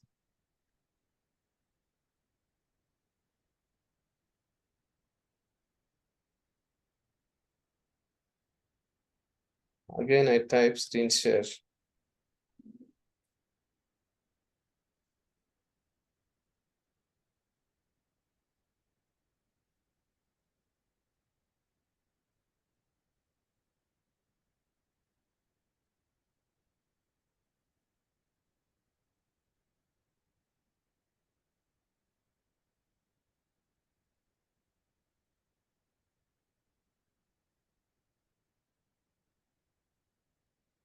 Basically, it is getting timed out, or else we should be able to see the Windows 7 system, how it looks like. Let me stop this. Let me use a different port one more time and see what is the response.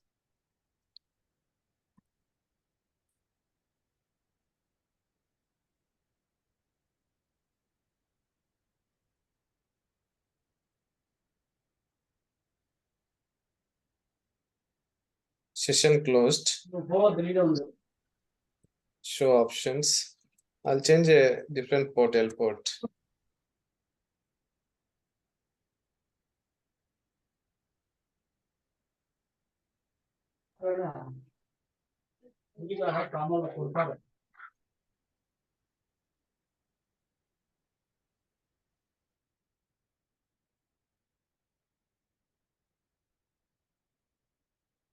we are able to gain the session. Again, I'm going to do the screen share.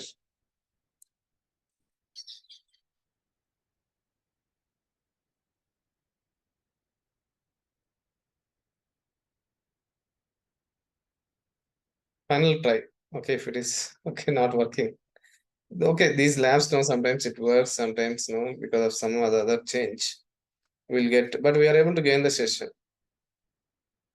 It is getting timed out, but still we are able to get this session. Or let me try screenshot. Screenshot means the present status of the Windows 7 system.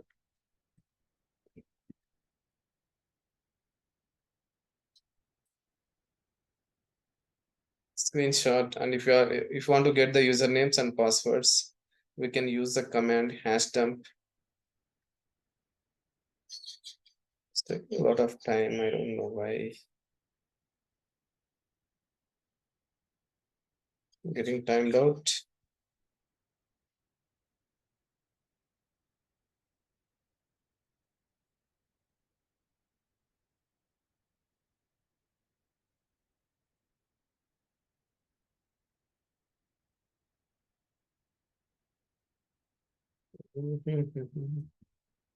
Let me try one more command, #dump. We are able to get the usernames and passwords of the Windows 7 system. This is enough for us to log into the Windows 7 system. Okay. Fine, guys. This is all about Windows 7 hacking. Let me exit from here. Simple labs, will cover all these labs in detail in the actual class. For doing the mobile hacking, we need mobile, basically virtual mobile. We can make use of virtual mobile. But it is a time-taking process. Each and every command will be slow. If you want to try, we'll go through it with the help of some of the EC Council labs. These labs are available only for CPENT. I'm making use of their lab environment to demonstrate the mobile pen testing lab. Are you guys interested to see this, or should we wind up? Depending on your preference. We are running out of time. In case if you want to go through this mobile hacking, it will take 10-15 minutes. We'll proceed. Or already if you have got fair idea, we'll drop. We'll try. Okay, fine then. Let us continue. In this Windows 7 hacking, I used virtual labs, VMware virtual labs. One is attacker system Kali Linux. Other one is Windows 7 system. Let me restart this once. Okay, anyhow, we are already done with this lab. Again, we don't want to do. Kali Linux is hacker system. Windows 7 is victim or normal user. Same way, in the similar category, we require one attacker system and one victim or the target. The target here is the mobile. Click on. I'm using a web-based platform. This is from EC Council, the certification board, CEH, cloud security, all these certifications, right? They provide similar labs like this.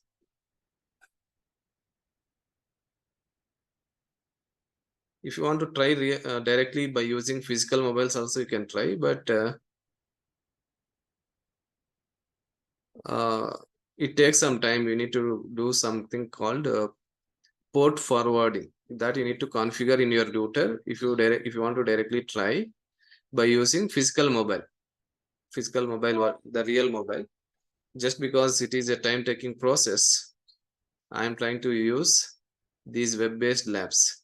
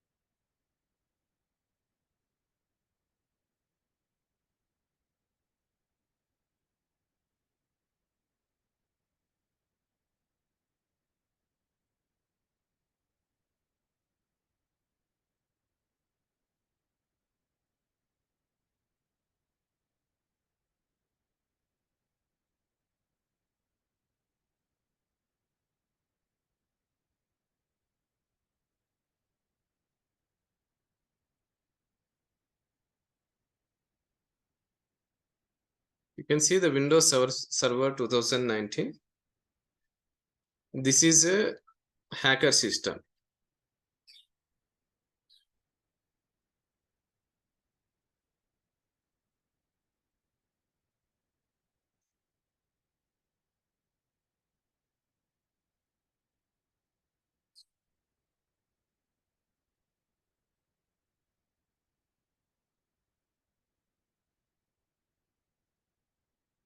This is a hacker system.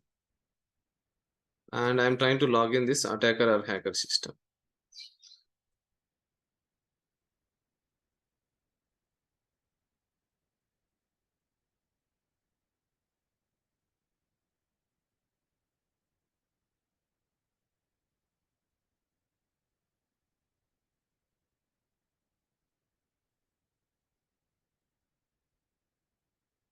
Provide the username and password. And then login.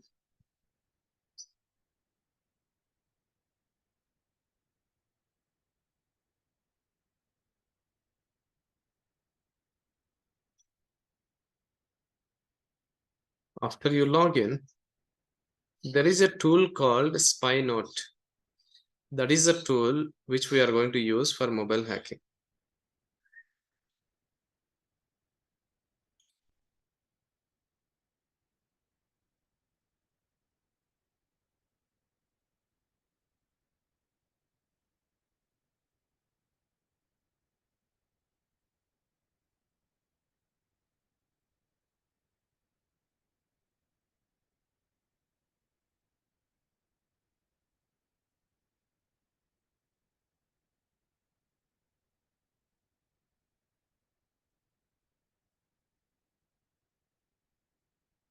Let's be online. I'll try to change the network.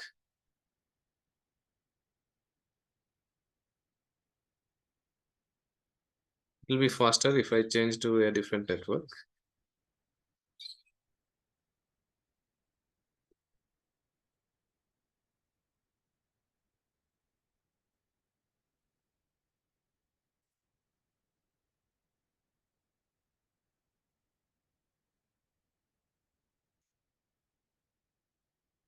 Perfect.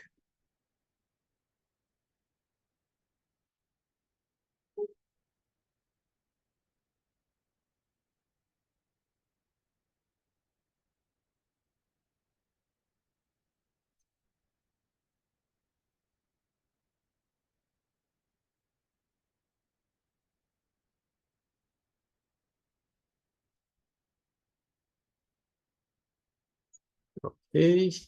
I'm going to use a tool called Spy Note. CPN tools, mobile device penetration testing. You are more interested in the exe, the tool which you want to use. Spynote.exe is a tool which is used for mobile hacking. Double click on that. The tool has been launched. Now, this tool is like every computer will have some port numbers. In that port numbers, so I try to listen through one port. Means if someone tries to send some kind of content through that port, I should be able to get it. For that, I have to configure one port. Just like listening port, we have configured in Kali Linux. Listen port, give some port number. Any number you can give, random number. I am trying to use all fours. Click on add. Port number has been added. Click on OK. Just a second, guys.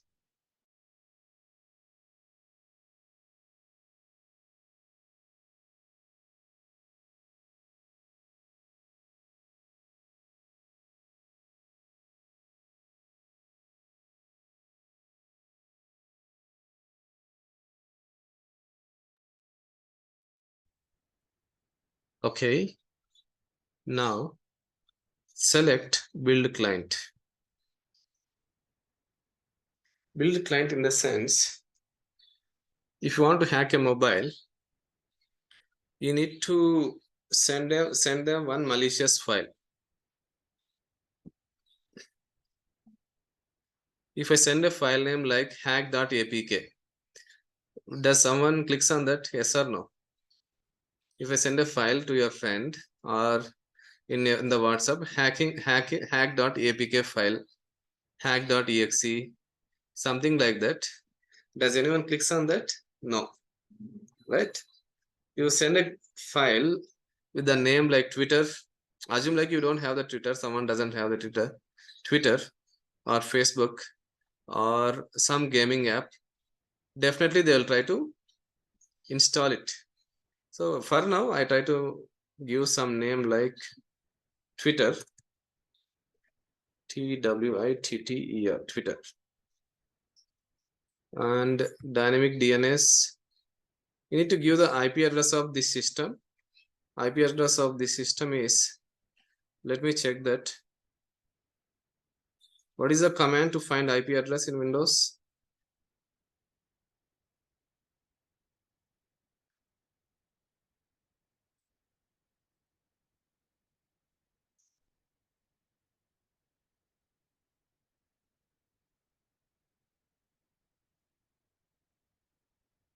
What is the command to find IP address in Windows operating system? ipconfig 192.168.168.20. 20 is the IP address. ipconfig or ipconfig/all. That command we can use. Same thing, I'm trying to do it here. 192.168.168.20. Port number is same, right? Okay. Click on add. Go to the properties. Hide application. These are like some settings for that APK file you are trying to create. Means when someone installs this Twitter in your mobile, or if you are after installation, this mobile app will not be visible. It will be hidden. Merging. So I want to merge. First, I'll take the genuine APK file. Genuine means I'll try to download the APK file of Twitter or WhatsApp, Facebook Messenger, or any app. I'll try to modify that. So I'm trying to refer the genuine APK file here. Click on add. That is stored in one location. Mobile device pen testing. Here is the file. This is the genuine file. I'll try to change this file behavior into hacking file.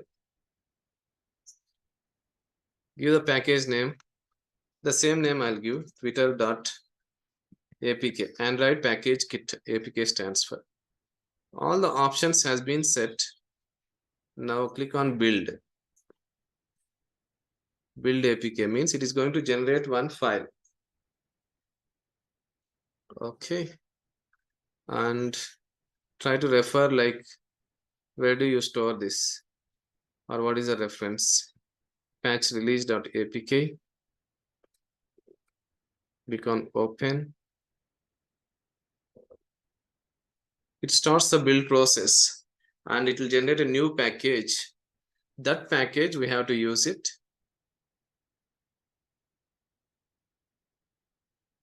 That package we have to use it in other people's mobile, wherever you want to hack it.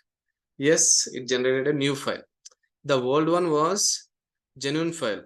This is the corrupted file. Corrupted file means you have to send this APK to your friends. Rename. I am trying to rename it to Twitter. That's it. Done. Remember the path, building APK tool and out. This is a path where our malicious file is saved. Okay. Now I want to install this in the mobile. I don't have the physical mobile, but I have the virtual mobiles. Virtual means just like web-based mobiles for practice purpose. I try to use that virtual mobile by using a different system. There is a software called Android ADP, that I'll try to use it. Okay. This is the hacker system, Windows 2009. There will be one more system.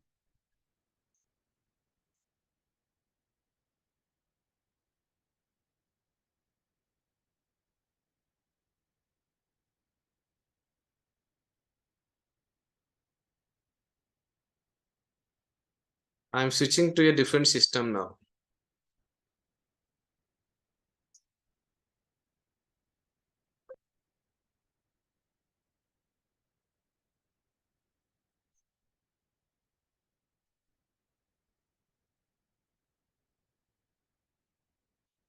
This is one more system where virtual mobile will be existing in this. Virtual mobile means the software where we can see all the functionality of mobile, AVD, Android Virtual Device Manager.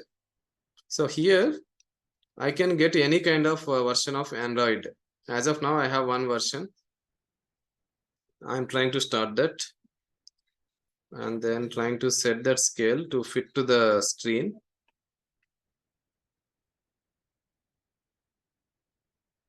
Launch.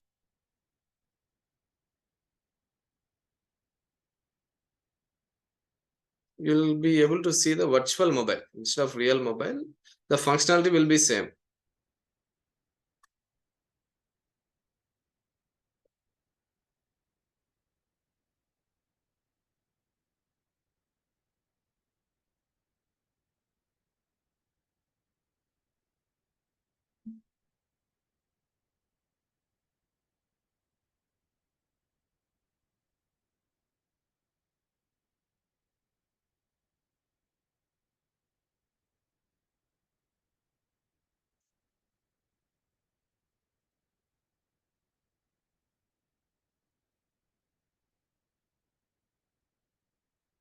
Okay, mobile has been started. Just like any other mobile platform, physical mobile, we do have this mobile.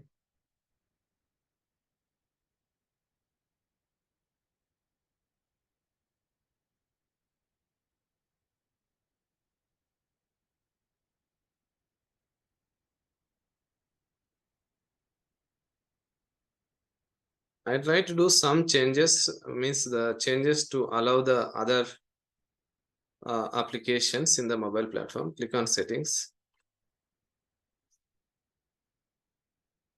Then scroll down for the security.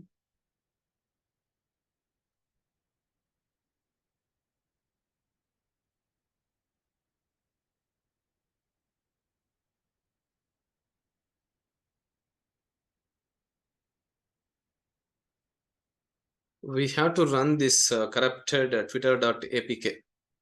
For that, you have to allow those files. Unknown sources. Allow installation of apps from unknown sources. Select this checkbox. Click on OK. So basically, we are making this mobile to allow the installation of apps from any kind of device. Okay, that setting is done. What is the next thing? We have to install this with twitter.apk in this mobile, but we cannot directly copy from attacker system to this system. So what I do is I make use of a tool called ADB debug.exe, Android debug management.exe. For that, let me try to access the shared location.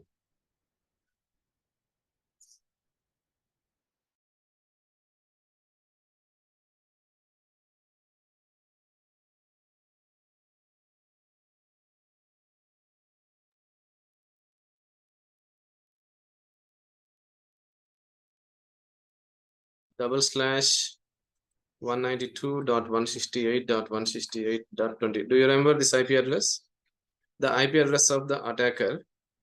Basically, I have stored the APK file there. Building, APK tool, then out, You remember this malicious APK file, dangerous APK file? I have saved it here. But to install this APK file in the mobile platform, right? This is one of the approach. Okay. Android SDK, build tools 23.0.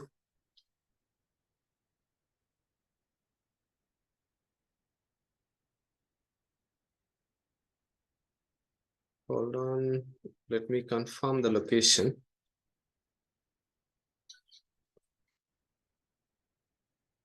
Platforms, Android, no. Platform tools. Here you need to copy that twitter.apk. adb.exe is there, right click. Command prompt here will launch the command prompt.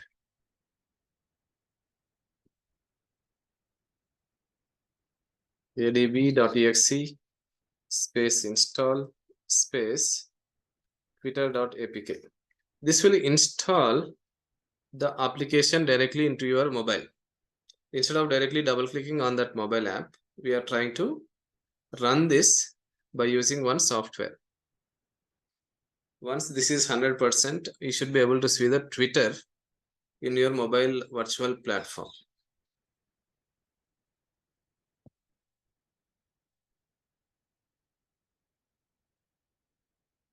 We're almost done, another 5 minutes. After this, just need to install the APK file, that's it. This is the installation, we need to launch that APK file.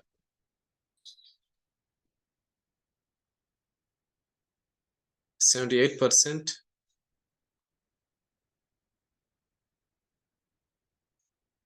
Okay, done.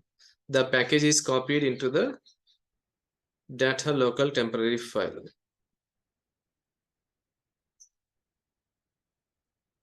Success. Now go to this the other device, the virtual mobile device, because we need to install that twitter.apk, right? Do you have the twitter.apk? Yeah, let us see that. Yes, twitter.apk has come. Double click on that. Once the installation is success, twitter.apk file should disappear from here. Got disappeared. Now go to the attacker system now. Let us see what is the progress in the attacker system. I try to access attacker system. Windows 2000 server is the attacker system. Here I have the tool called SpyNote. Let us see what is the progress in the SpyNote.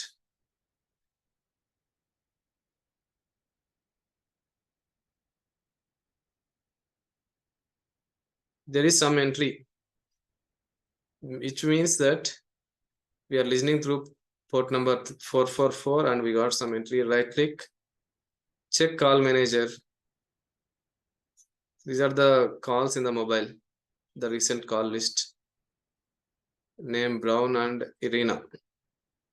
If you want to check messages, right click, SMS manager. Some messages are there. The same thing you can see in your mobile also. Go to the marketing department. This is the actual mobile virtual platform. Call list.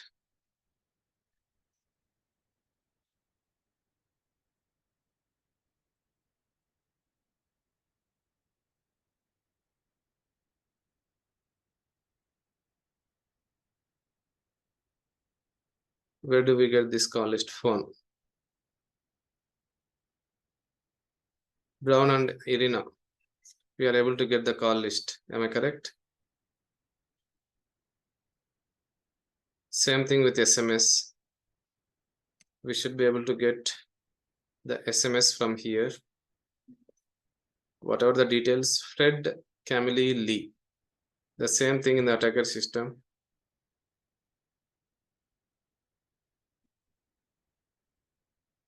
Some of the messages we are able to see.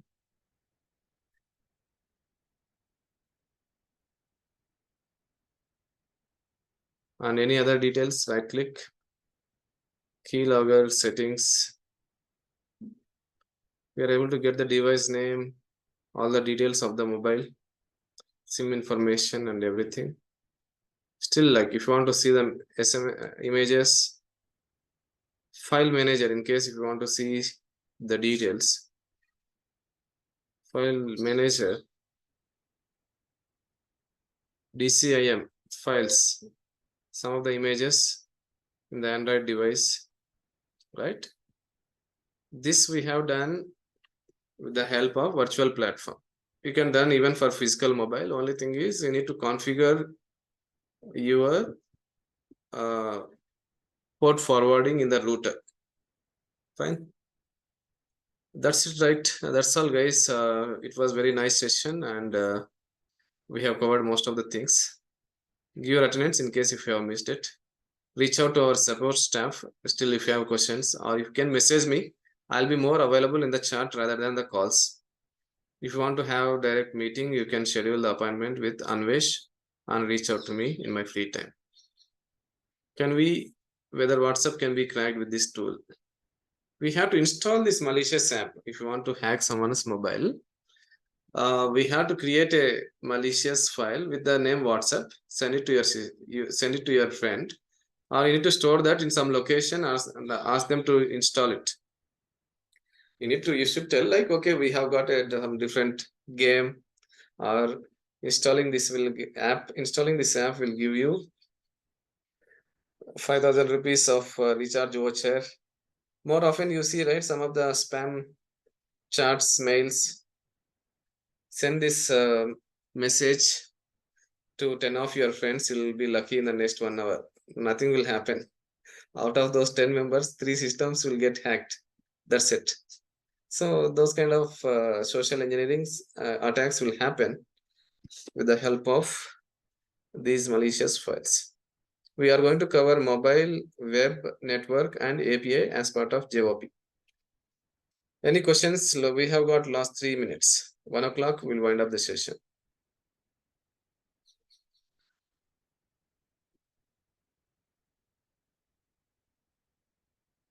No questions? Fine, guys. Thank you so much. There were some network interruptions which we didn't avoid. We'll connect again for any new workshops or trainings, demos. Remember, our training starts on 30th of this month. The new batch of cybersecurity job-oriented training program. Get enrolled on or before 30th if you want the offer. Okay, then. We'll catch up again. Thank you so much. Bye-bye. Yes, of course, you can use any channel to send these kind of malicious files.